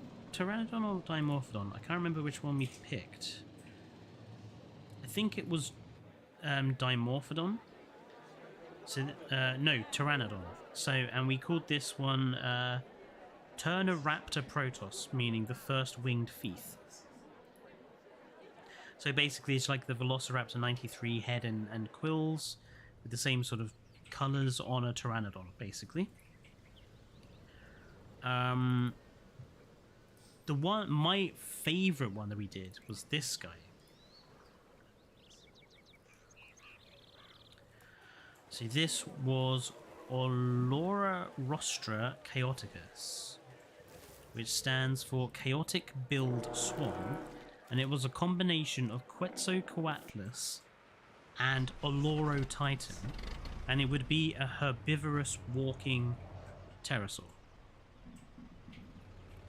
And out of all of the hybrids me and Neron came up with, this one was one of my favourites because I think it's a very unique hybrid idea. But there, you know,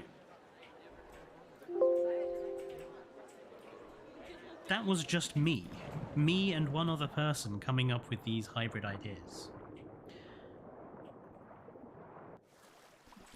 So imagine that as a pack.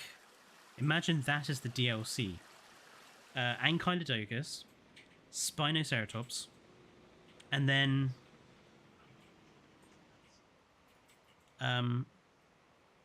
you know, a flying hybrid and a lagoon hybrid. If that was what was being sold, I think it would be more reasonable. I'd be more happy with it. And I actually think it would be more interesting. And I think people wouldn't be so pissed off with it. I honestly still wouldn't buy it even with the 2 extra original hybrids. I just don't care about hybrids. So yeah, this is something else that's worth talking about.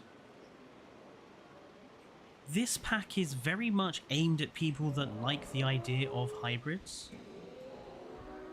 Hello nobody. Good afternoon. If I may ask, is the Giganotoraptor now completely fixed? Can it hunt small carnivores?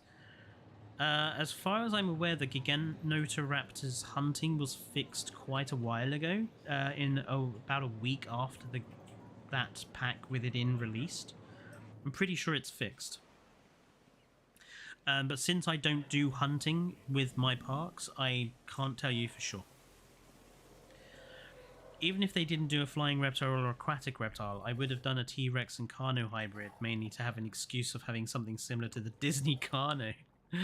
Having a Carnotaur. Yeah, that was... They were pretty distinct, weren't they? So yeah, if you don't like hybrids, this new DLC doesn't add anything to your game. I never really used Indorex, Indoraptor, or Scorpius Rex. I hate the Scorpius Rex. I think it's ugly, and I think it's silly, and it makes no sense. I was never a massive fan of Indorex, because I think Indorex is very boring. In fact, let's just go back to species. And let's have a look at all of these hybrids, okay?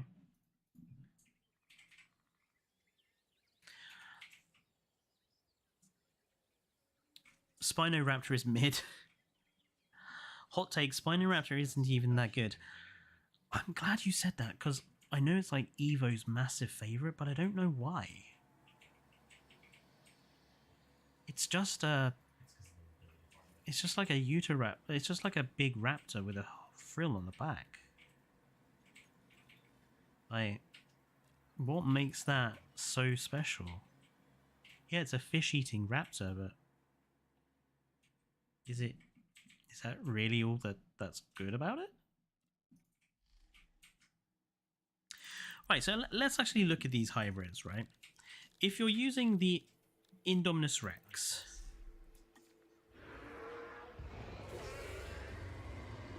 as a design, I actually think the Indominus Rex is very boring. Like,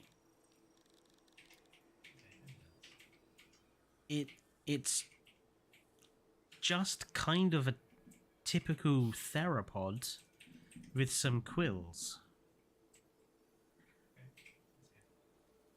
And in this game, like just in this game, I actually think the skins are very bad as well. It has some very bad skins. Why would I use Indominus Rex instead of Acro that has really good skins? Or what other big guys do we have? Spinosaurus, which is distinctly a unique carnivore. Or T-Rex, the original big carnivore. Or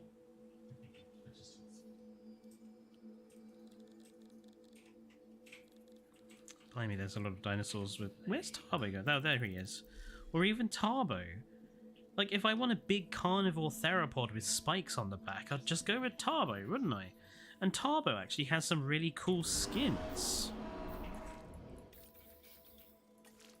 Like, I love the Rusty. This one, I think is it Svalbard? No. Yukon River and Kalkarana is what I call the Rusty skin. Because it just looks like it's going rusty in the rain. I love that skin. But why would I use Rex? What does Indorex do for me that I can't get better elsewhere? Indo has high appeal.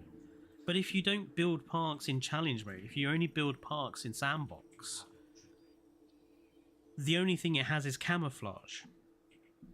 And I don't really think that makes it massively worthwhile. It does look like an animal that could easily exist. I agree with that, Ethan. But because it looks like an animal that could easily exist, I don't like it. Because it's boring.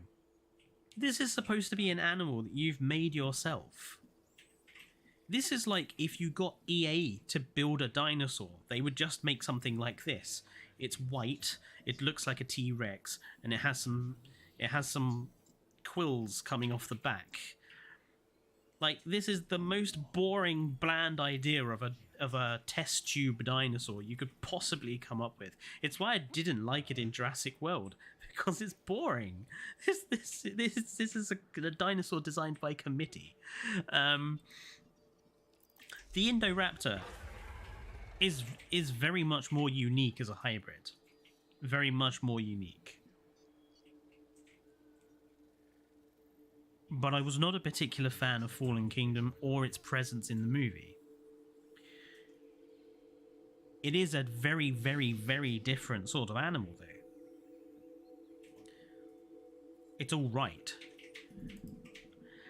If you're making a Jurassic World recreation, yes. But I would say if you're using this game to just make recreations, you're not playing the game as intended. There is more to, like... I actually don't understand people that play this game and just make recreations of Jurassic World. Like, the whole point of this game is to show off your own creativity and your own park building flair. If you're just using it to recreate a park from a movie, you're not really doing that. And where's the bloody Scorpius Rex? This guy. He's ugly. It's hideous. It looks like an alien monster.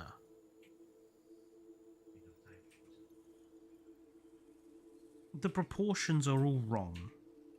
And it's just because Camp Cretaceous needed a monster for it. I hate Camp Cretaceous. I don't hate Camp Cretaceous.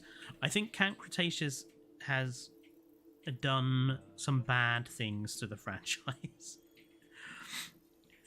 In the pursuit of earning money from children, I think Camp Cretaceous has done bad things.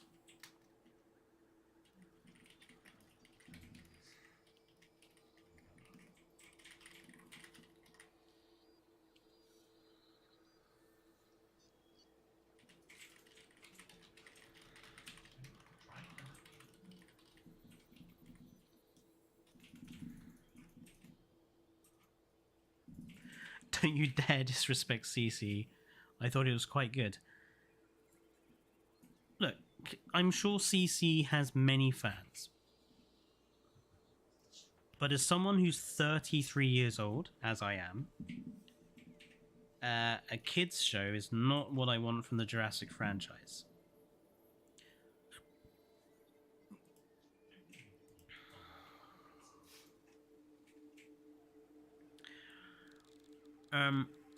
And then we have all these new, we have all the returning hybrids, like Stegoceratops. Am I glad? I mean, Stegoceratops is the one I probably miss the most. And am I glad to have it back? Yes. Am I going to use it very often? Probably not. I'll make a hybrid species park, and that will probably be the only time I use it. I'd rather use Triceratops, to be honest. Spinoceratops, will I use it? Again, maybe for the hybrid park. But then probably not again. Because in terms of ceratopsians, I don't like Sinoceratops very much. And it is basically Sinoceratops with a frill. So I don't think I'm going to use it very much apart from like a hybrid bug.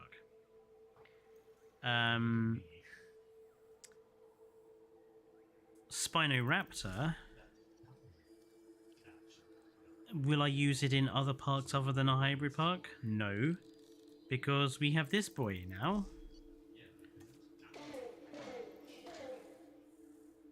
Like, this is my preferred raptor overrated as it is, this is my preferred raptor. Or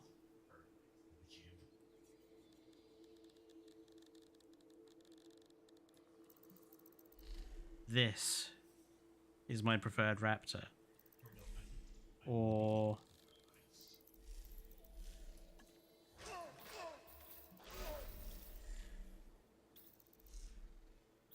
you know, this.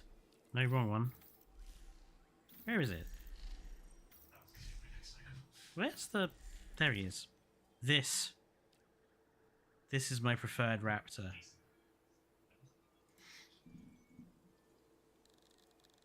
This... Again, hybrid park only. And then after I do that hybrid park, probably won't be used again.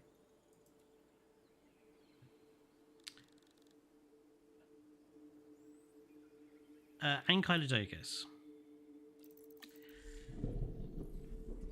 This guy is an interesting one, because I think I will probably use Ankylodocus in other parks. We don't really have an armored sauropod in the game. We don't have Saltosaurus. We don't have Osmiosaurus with the club.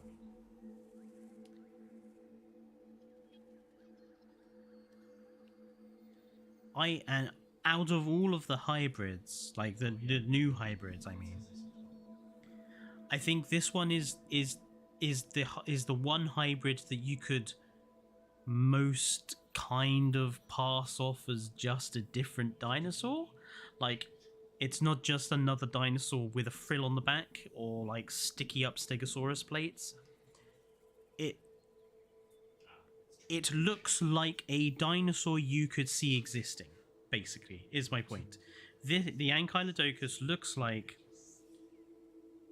Yes, the club is a bit big, but it looks like a dinosaur, an armored sauropod you could see existing. Well, Saltosaurus doesn't have the club on the tail, but you get my point, Untapered Leech. It very much looks like a dinosaur, is what I mean.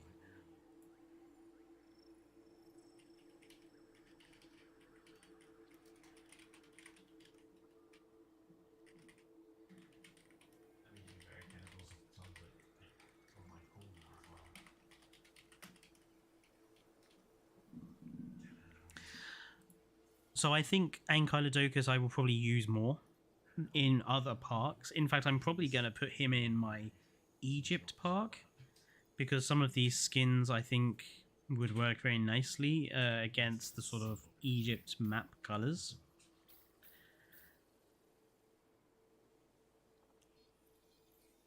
So Ankylodocus, if I had to pick a favorite from the four, probably Ankylodocus. The one I'm going to use the most often in non-hybrid parks. But this is the problem with hybrids. If you don't make hybrid parks and you don't really like the idea of hybrids, which I'm not a massive fan of, because I think... I'm not against hybrids in general, okay?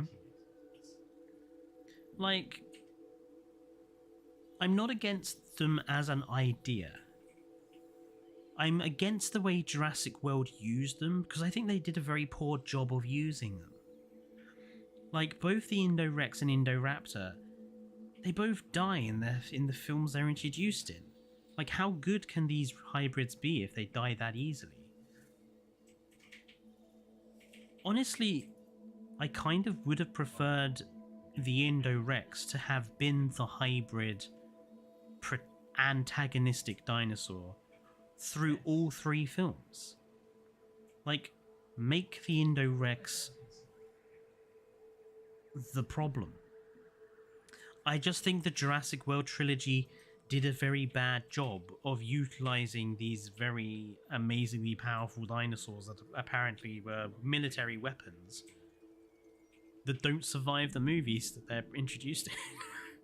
Whereas Rexy meanwhile, Rexy has survived the events of Jurassic Park, survived the events of Jurassic World, beat the arse of the Indominus Rex, survived the events of Fallen Kingdom, and then at the end of Dominion beat the arse, with some help, of the Giganotosaurus.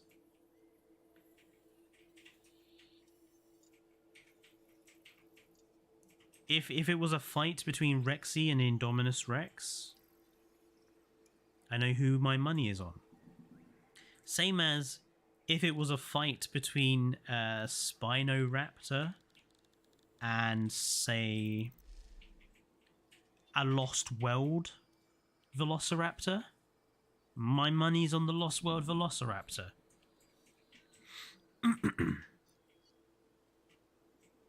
I just think Jurassic World did a bad job with them. They could probably work in certain parks like a horror park or a research facility. Yeah, like if you're building that sort of park, sure. I don't tend to do that sort of park ever, just because it's I don't really like building those. That's not what I play the game for.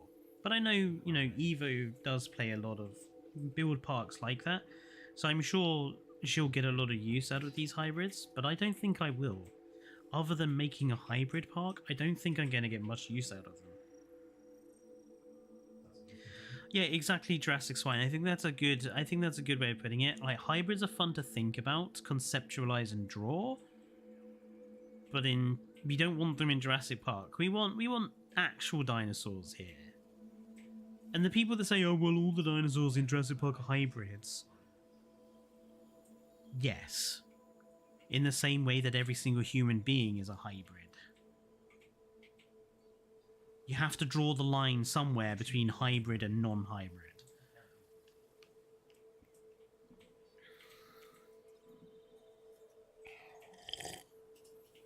Indominus would have killed Rexy if Blue didn't distracted her. Well, you know, if it was a fair fight, the Indominus Rex would have died when Rexy bit its neck. But it didn't. A hybrid is good if it has unique things no other animal has.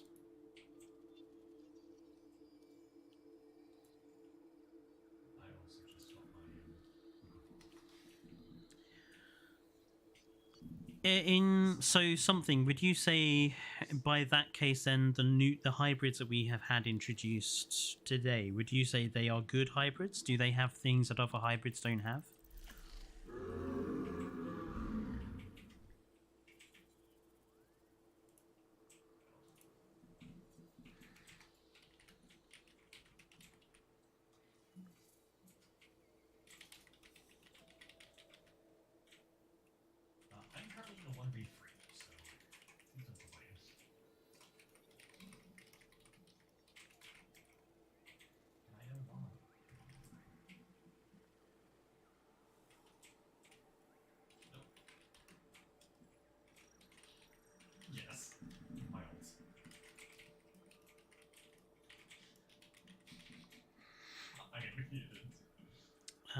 Cynospino eats fish.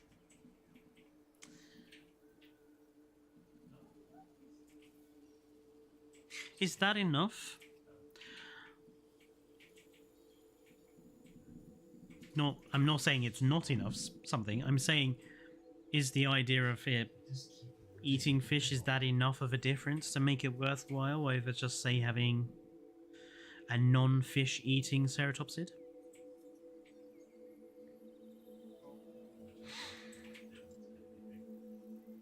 The only thing I like about this pack is they can interact with their parents except Spino, and they can live together too. I suppose that is something unique about this pack. These hybrids do apparently have social, even though I haven't seen them, do have social interactions with their parent species. That I suppose is interesting, so you could have a mixed enclosure with them and they would socialize together.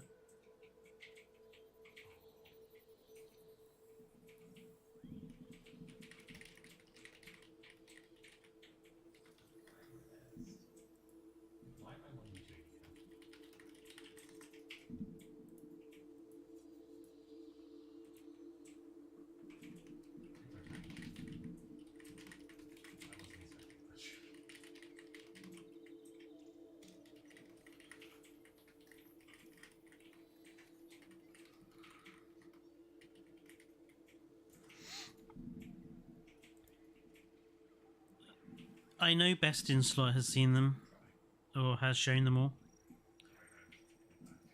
I don't watch Best in Slot. Not particularly fond of him. I love the animation between Anki and Anki Hybrid. Right. I'm actually... Everyone keeps going on about this. I want to see it.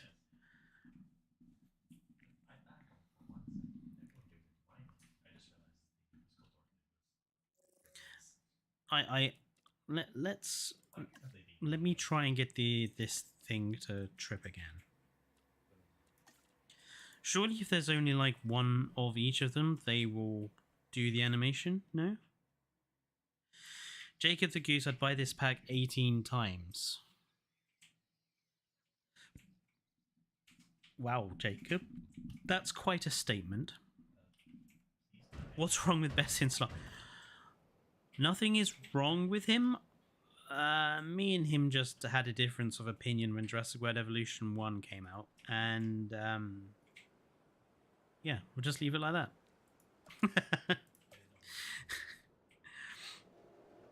Right, I'm gonna be quite cruel, and I'm just gonna fence these guys in so that I can actually see this animation.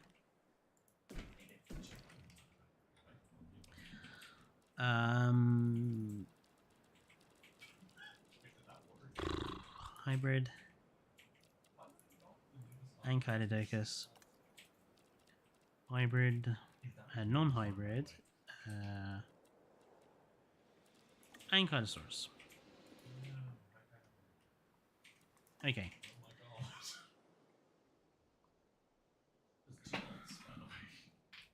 Oh, are they going to? Oh, here we go. Aww.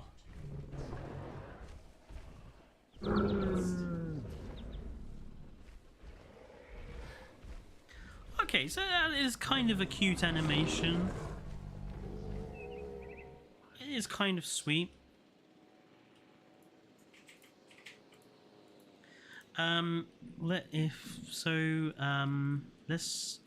So for Stegoceratops, is it Stegosaurus or is it Triceratops they interact with?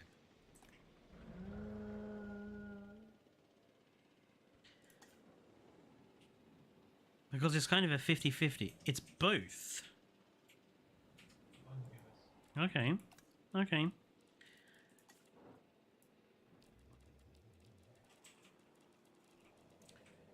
Where is Triceratops? I can see it. There you are.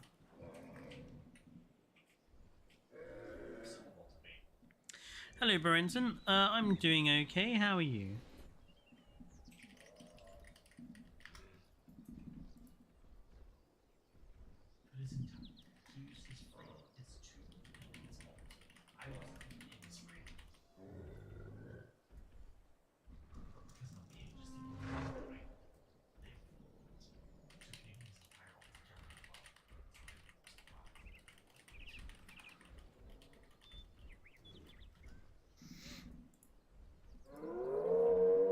Nice to hear, Berenson. So there's these two. So they sniff each other.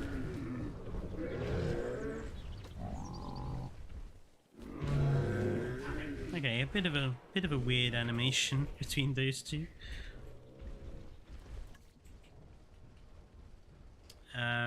Bit of a weird one there. Let's grab Stego and put him outside and see if we can get the trike one to trip. Ankylodocus also interacts with Diplodocus, but it's just the usual diplosocial, right? So nothing that great.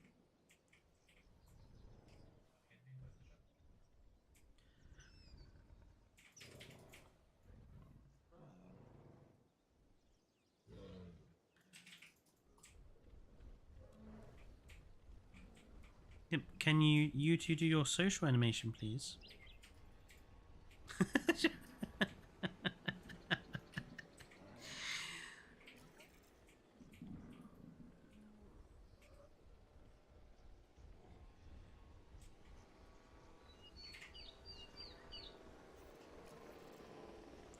At least this isn't the final DLC of the game.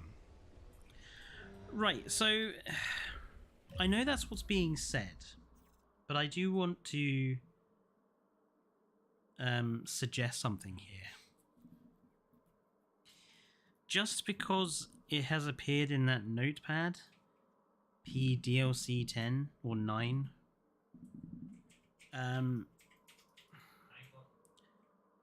it doesn't necessarily mean for certain there's going to be another DLC. Given the way the front is in trouble, they're letting people go, redundancies, etc. Not to mention, it's a notepad file. They might have just put that line in there in case they do another one. I know people are saying this isn't the final DLC, and I'm like, it probably isn't the final one. But I am also veering on the side of caution here. Like, let's not be 100% about it. The company's in trouble. They're letting people go, they're making them redundant. Be healthy in your optimism, but also take a spoon of not necessarily pessimism, but take a spoon of skepticism. Thank you.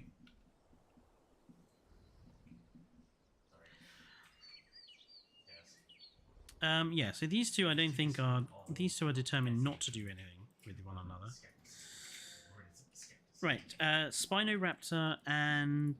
Is it Velociraptor that it has a interaction with? Not Spinosaurus, which I do find a bit strange.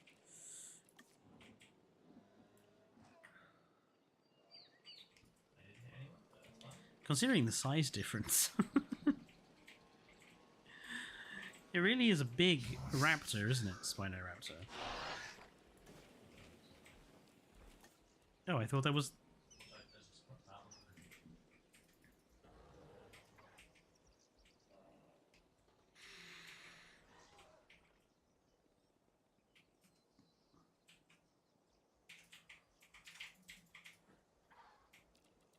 Oh, here we go.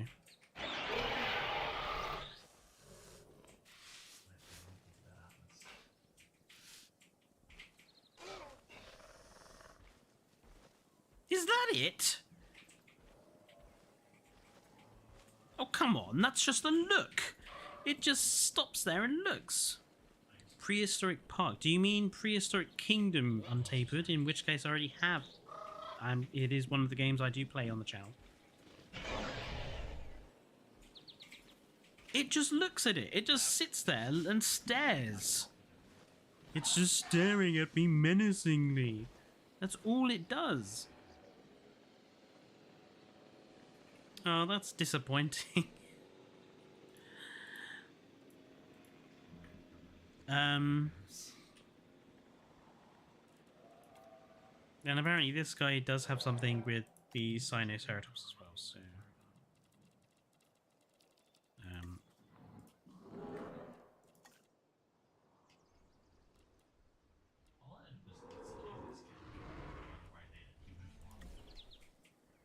Are you in position?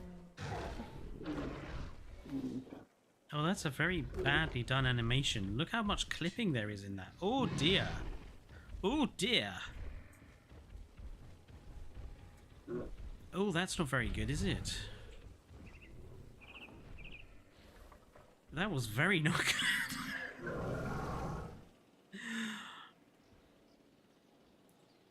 Shall we shall we make another Spinoceratops and see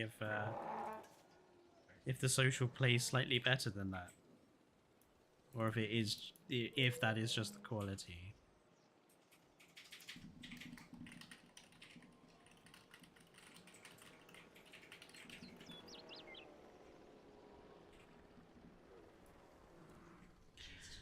Bro, that animation is straight ice cubes. We started at the bottom and we are still digging.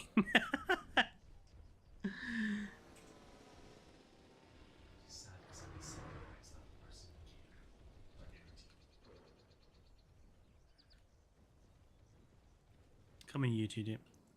And one of the bug fixes literally said fix animation clipping.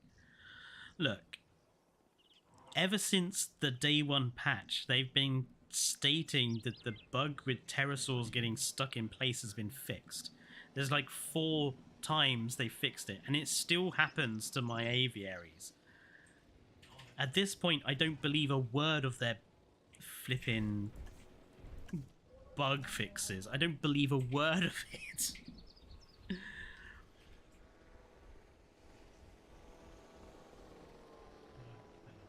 That animation was like that scene in the Thing remake where the alien morphed its face with one of the humans. Ugh.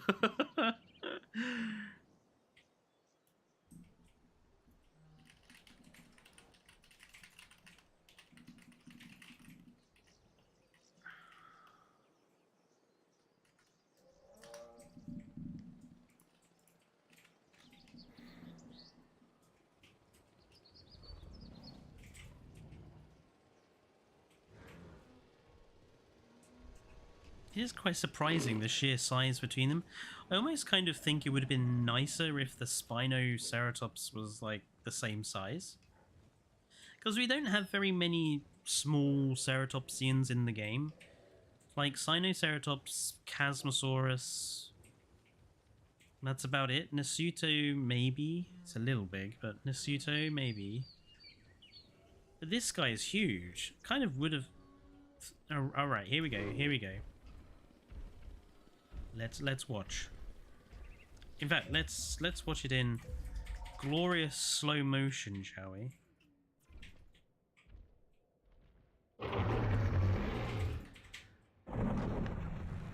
Oh, look at that clipping. Clipping. Clipping. Oh, glorious. Absolutely fantastic.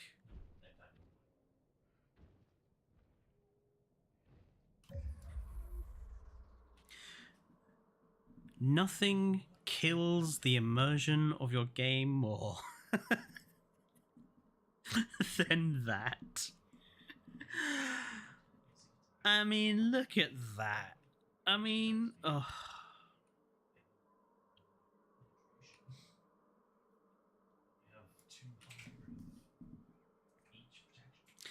This is what we pay £5.99 for, folks.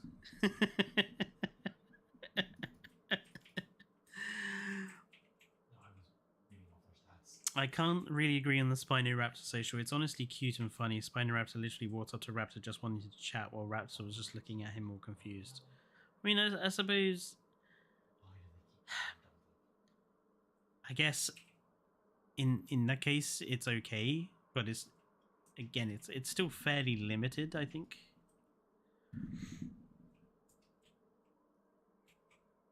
Oh no, that monstrosity. You think? Well, Jurassic Swine, I would say that every other animation has worked fine. Every other social has worked fine. And I don't have anything that drastically changes Sinoceratops apart from its colours, which are just texture files.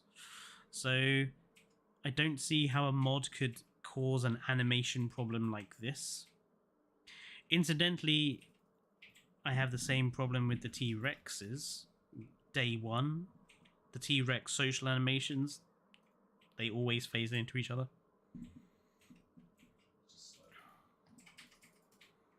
Hey look guys, they added breeding. Oh god. Let's not go there, shall we? Let's definitely not go there.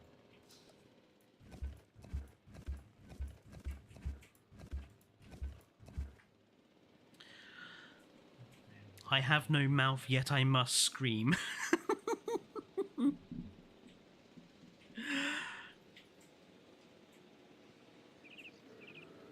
I mean, Best in Slot did get a Spinoraptor bug where the hunt animation for the Parasaurolophus, where the animation just broke.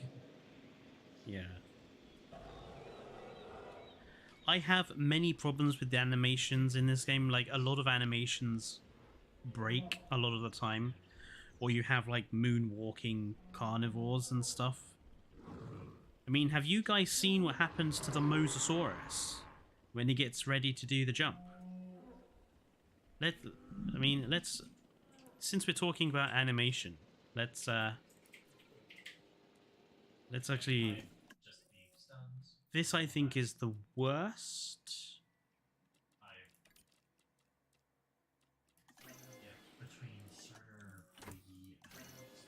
Right. We'll release the Moser. We'll give it a shark feeder.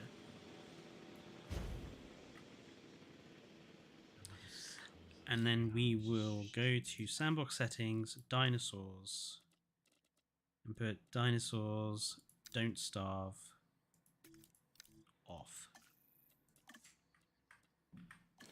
Okay. We'll put a couple of like fish feeders down here for those guys. Right.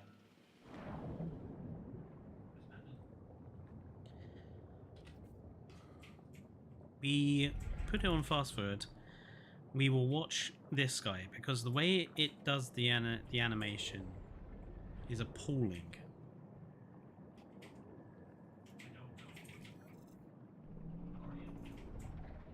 I mean, the Mosasaurus is flipping. I hate the Mosa. The skins are bad. So bad.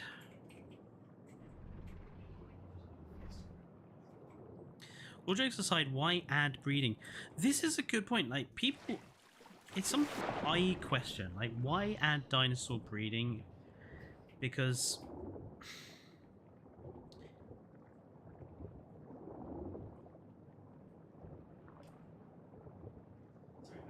I don't see what sort of gameplay effect that will have. Apart from you having to constantly sell dinosaurs that you have too many of. Like, it was one of the parts of Zoo Tycoon 2 I hated the most. Like, the ferret foxes would breed like bunnies. And you'd start with 4 and end up with like 30 within 15 minutes. So you'd spend a lot of your time just selling ferret foxes to clear out their massive amounts that have that were created.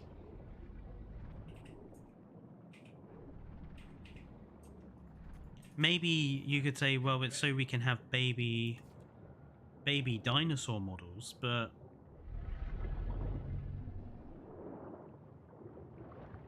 oh, okay, so that time it actually worked.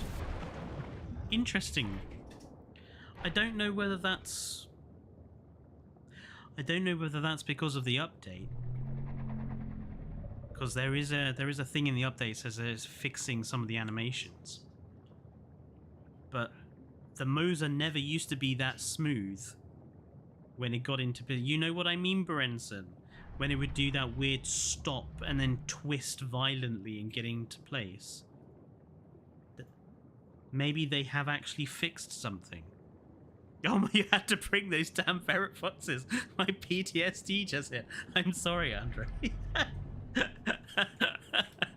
I'm glad somebody else knows the horror of Zoo Tycoon's fennec foxes. I did. Sorry, fennec fox. I couldn't remember what they were. I knew it began with F.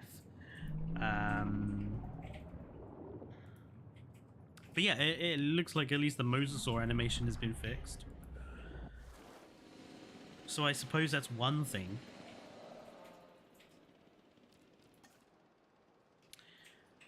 But yeah, so we have talked a lot. My overall opinion is that I think this DLC is...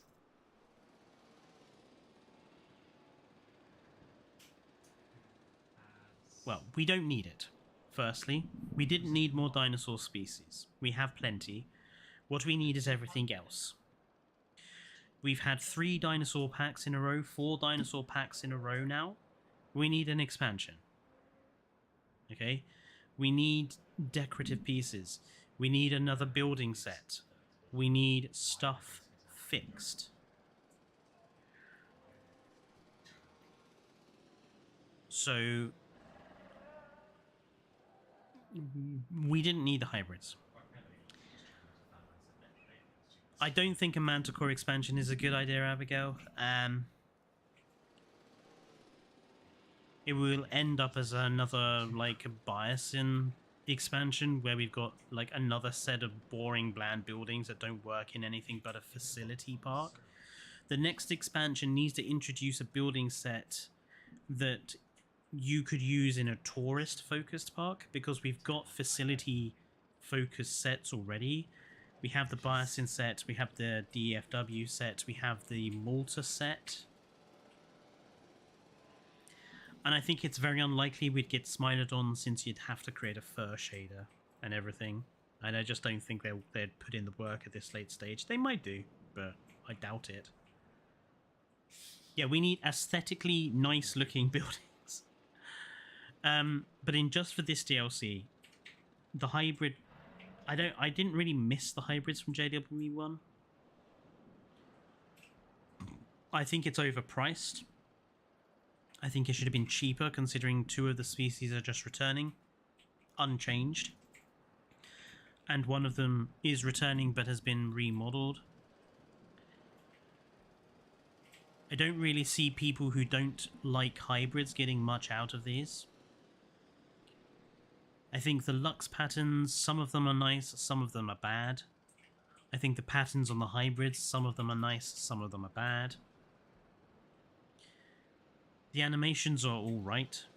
It's nice they have social animations. You know, the Lagoon species, it took them 2 years. But it is worth remembering that pterosaurs don't have social animations at all. We are still waiting for pterosaurs to have social animations. And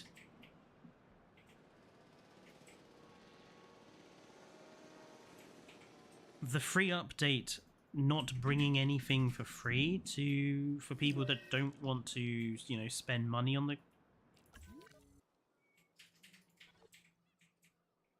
Oh, whatever. Just exit main menu. Yeah, so people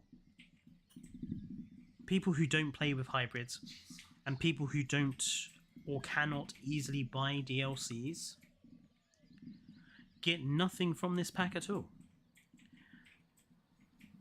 Now, I don't think necessarily that Frontier should give people who don't spend money on DLCs things for free.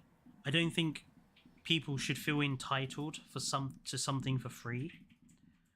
But all I would say is that in regards to this DLC, plenty of people paid for the hybrids last time. Could they not have given us just one for free? Could they not have given us, say, the Spinoceratops for free, since the Camp Cretaceous stuff is already in the game? Could they not have given us the Stegoceratops for free, since it's actually in Jurassic World? Could they not have just given one of them for free?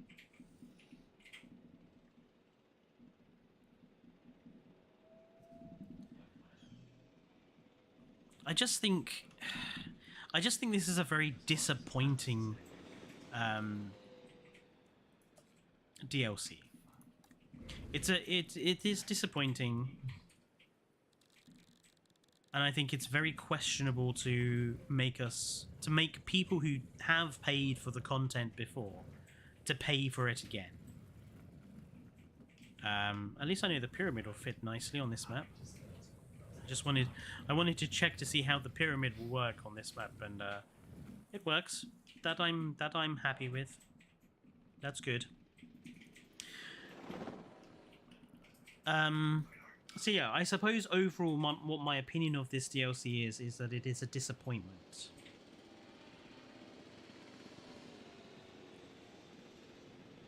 And I also think it's a bit of a cash grab.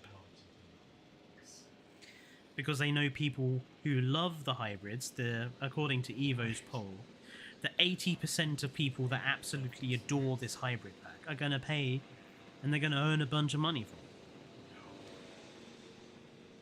it. The other 20% of people, like me, who don't care for the hybrids, who legitimately build parks and don't just have dinosaur fights, won't get much from this.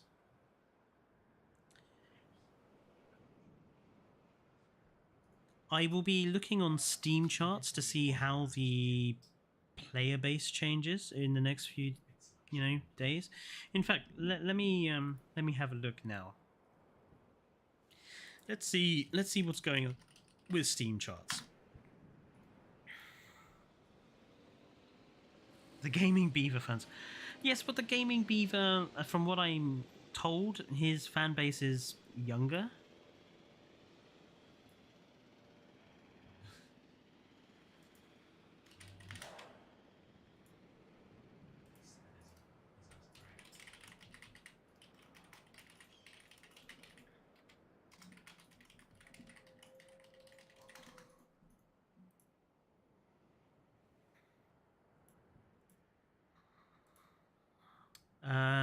Okay, Jurassic. Oh, no, I can't because the set is actually. Okay, Jurassic World Evolution 2. I'm gonna go. Ooh. Ooh. Okay, interesting. So far today, this DLC pack has led to a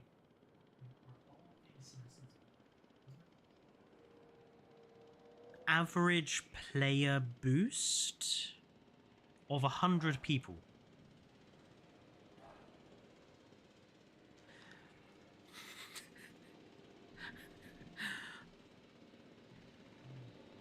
So far, it's been a boost of... Well, okay, let me put it like this. Yesterday's peak was 1,392 players. Today's peak is 1,902 players. So it's increased the player count peak for today by 600, well, 500, 600 people. But it should be noted, if I scroll back a bit, that the last expansion did a lot more than that. I mean, obviously this Steam charts takes the last 30 days into account. But if that percentage doesn't go that much high, it's not a great look, is it? The November DLC led to a 50% boost in player numbers, but that only lasted a month. In fact, let me see if I can bring this up.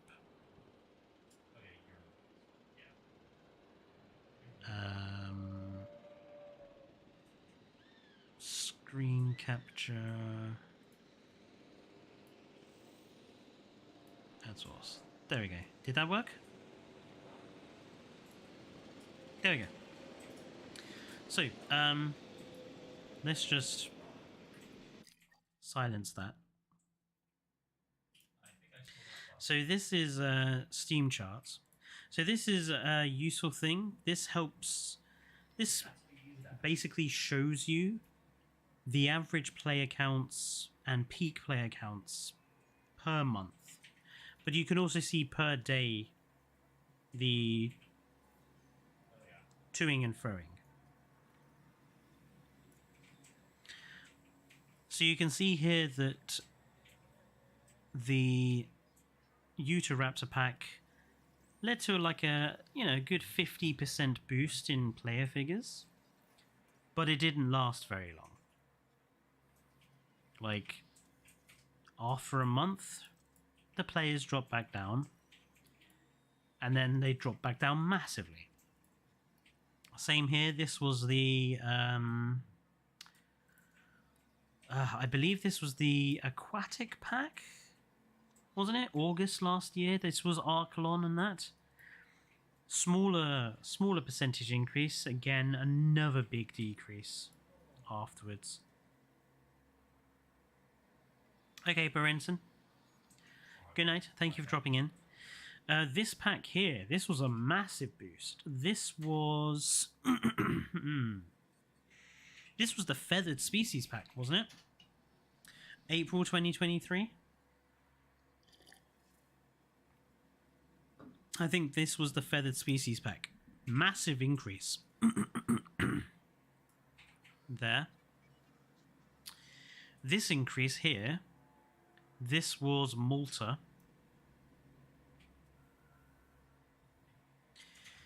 This one down here, I think was Biosyn.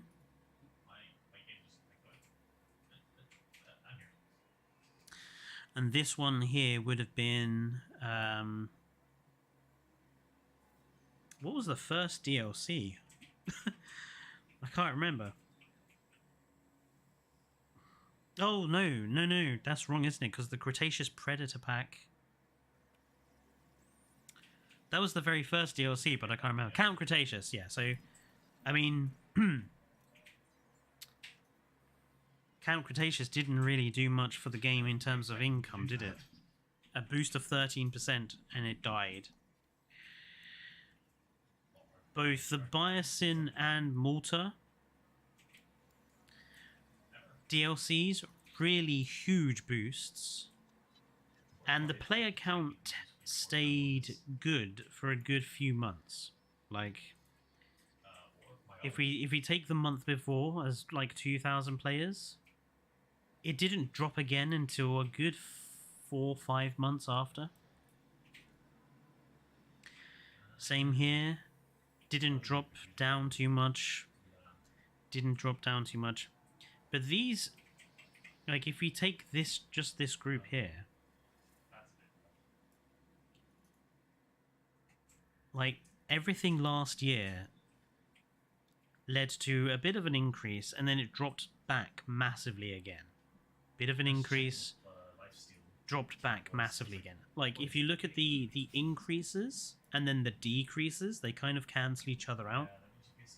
Like, 35% came back, and then within the space of a month left.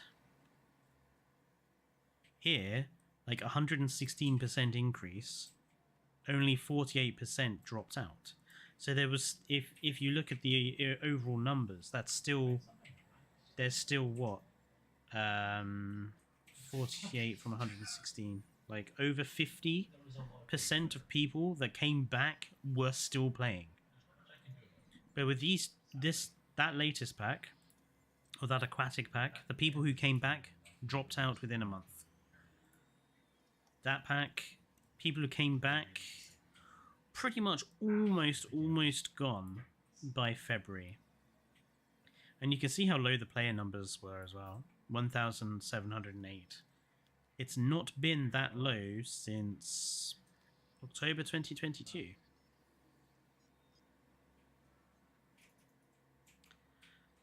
But then in terms of like peak players, there's a 6,000, there's a 4,000. But it's definitely dropping, isn't it?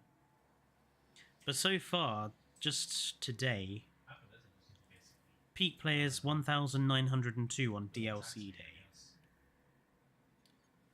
Where's the last pack was December. I'm taking the... Yeah, that's the one that's the one I'm taking, and then I'm going to get Quinn's.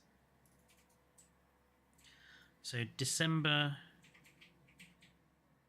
I'm assuming this was where that DLC came out. That peak there, 3,651. True, and maybe the peaks will be slightly different.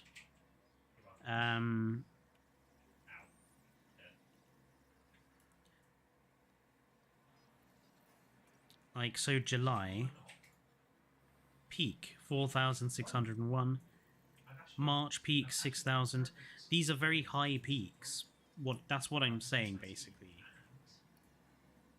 A peak of 1,902 on the day the DLC releases. It's not very good, considering yesterday it was still 1,300, and the day before that was still 1,300.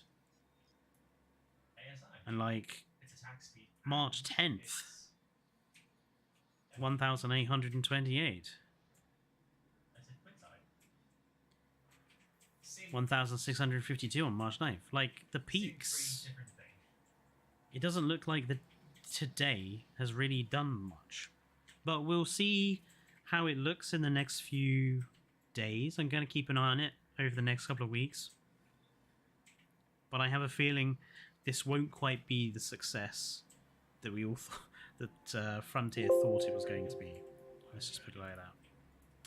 Anyway, that's a very long-winded overall opinion stream, isn't it? We've been going for quite a while.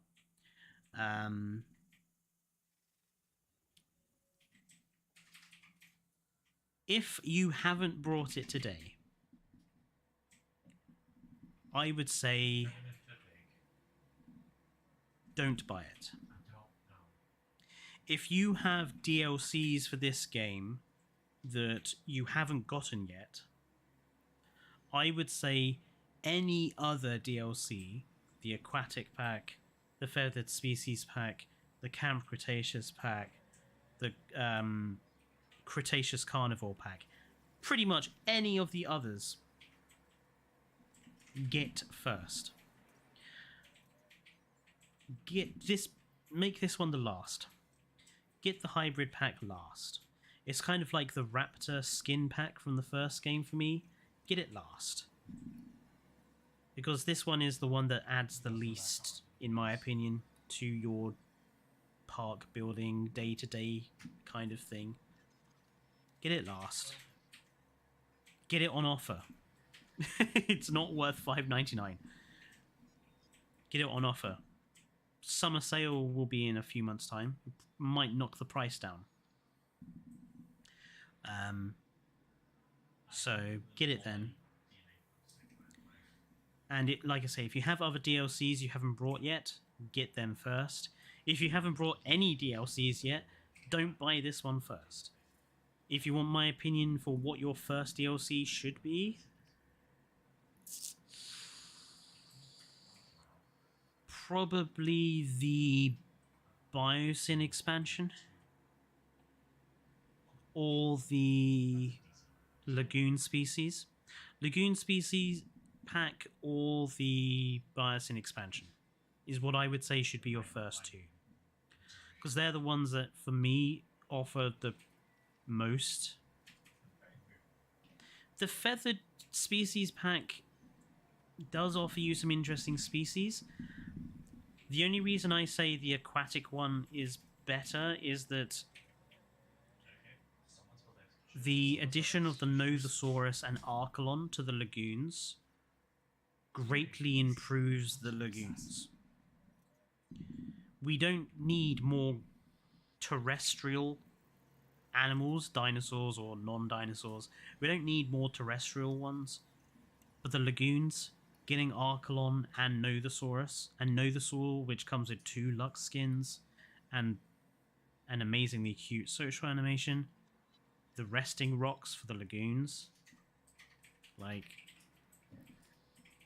yeah. We need flyers. I think the next...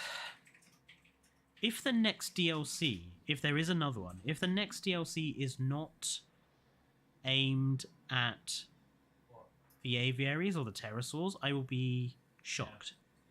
Because it means that every other aspect of the game has had a DLC for it, apart from them.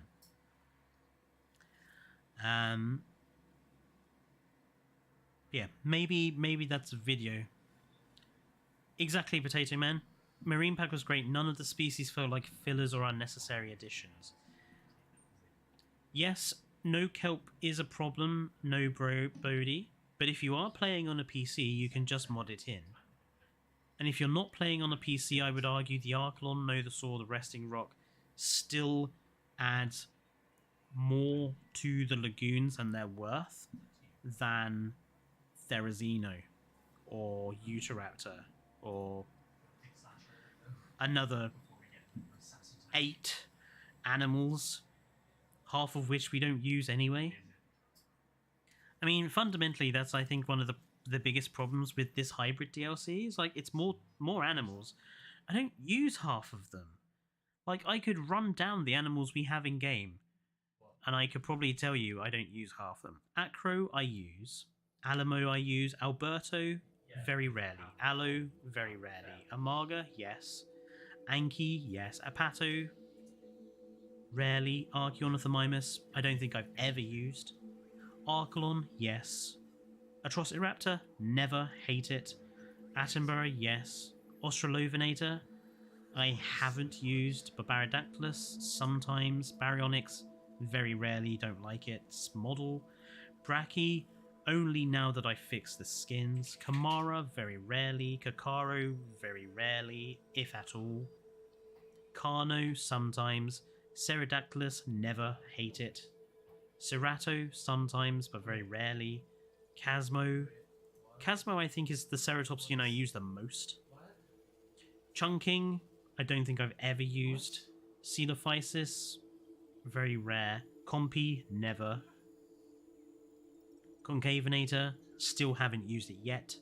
Coretho, once. I've used it exactly once for my Monopoly Park. Crichtonsaurus, I don't think I've ever used it. I don't think I've used Crichtonsaurus ever. Cryolopho,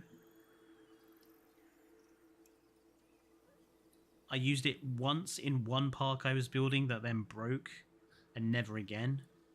Dinoceras, haven't used it yet. Deinonychus, very rarely. Dilophosaurus, I haven't used it. Dimetrodon, rarely. Dimorphodon, rarely. Dippy, more now I fix the skins. Dracorex, I think I've used once, twice. Dreadnoughtus, never. Dryo I have. Sungaripterus sometimes. Dunk, yes, because it's a flipping dunk. Edmontosaurus, rarely. Elasmo, use.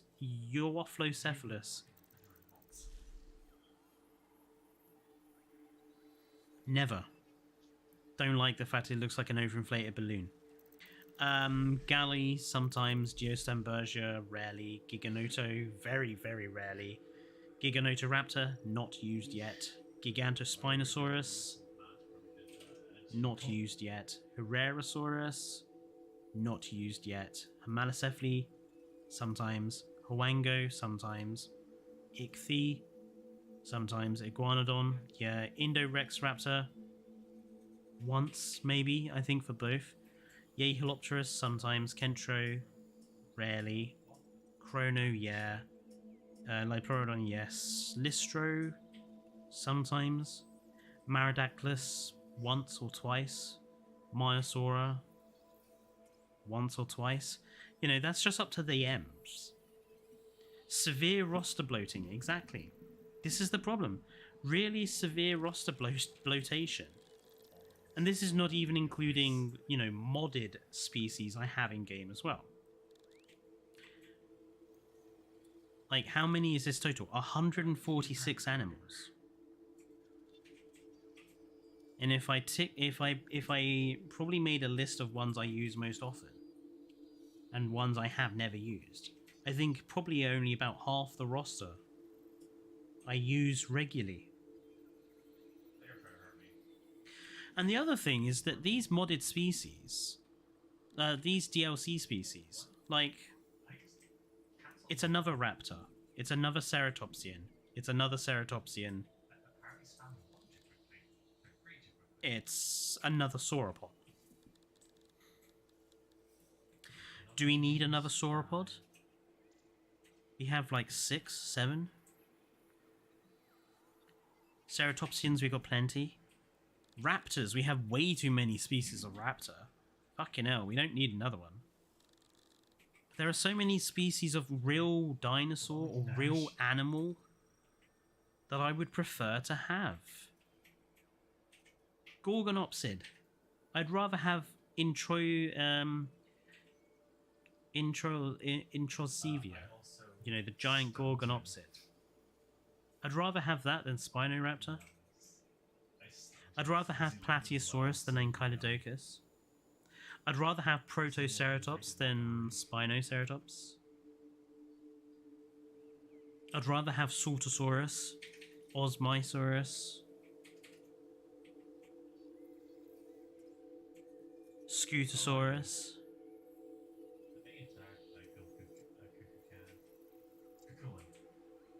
There are so many real animals that I would rather have than any of these hybrids.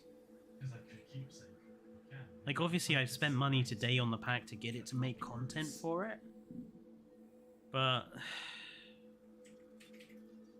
that in itself annoys me, because with all the will in the world, like Evo and Best in Slot and that, they get it for free.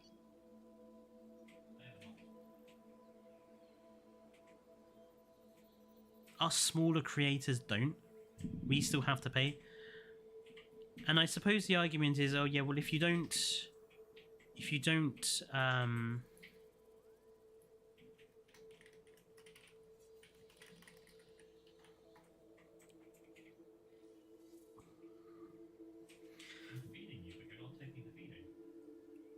what was I going to say? Yeah, so if I want to make content on this pack as a small creator, I have to pay for it. So whether or not I think it's a good pack or not is kind of irrelevant. Because for me being a small creator, and this game is one of my main games, I have to pay for it regardless. Evo, Best in Slot and that, they get it for free. So yeah, they can be negative about it or positive about it. But they haven't had to invest their money in it.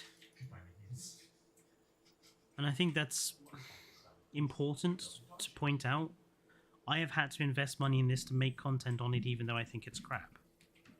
And I would advise people not to spend their money on it. I've spent my money on this so that the people who watch my channel don't. Or at least not yet. Don't do this now. It's not worth £5.99. That's my opinion. If you enjoy it, Tor, more power for you. I know there's loads of people that are really happy about this pack. And you know, I'm not saying you shouldn't enjoy yourself or shouldn't love this pack.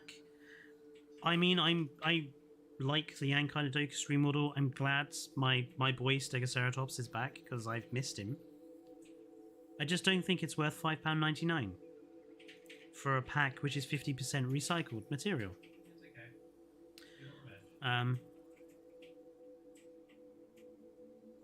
That's just my opinion as a consumer. But anyway, I'm going to leave it here tonight, folks, since I've been talking for quite a while. There will be videos coming next week. There will not be a stream on Sunday. I am busy this weekend. We have some friends coming around here. So there won't be a stream on Sunday, which is why I've streamed today for you, instead of just doing this as a video. So I hope you all have a good weekend. I will see you next week for the usual Trichlor videos. And yeah, don't forget to give a watch to everything else on the channel. Like, there's loads of videos for you to watch while I'm away, and streams as well from last week. So yeah, go give those a look out, and I will see you guys next time. Until then, wherever you are, stay safe, and good night.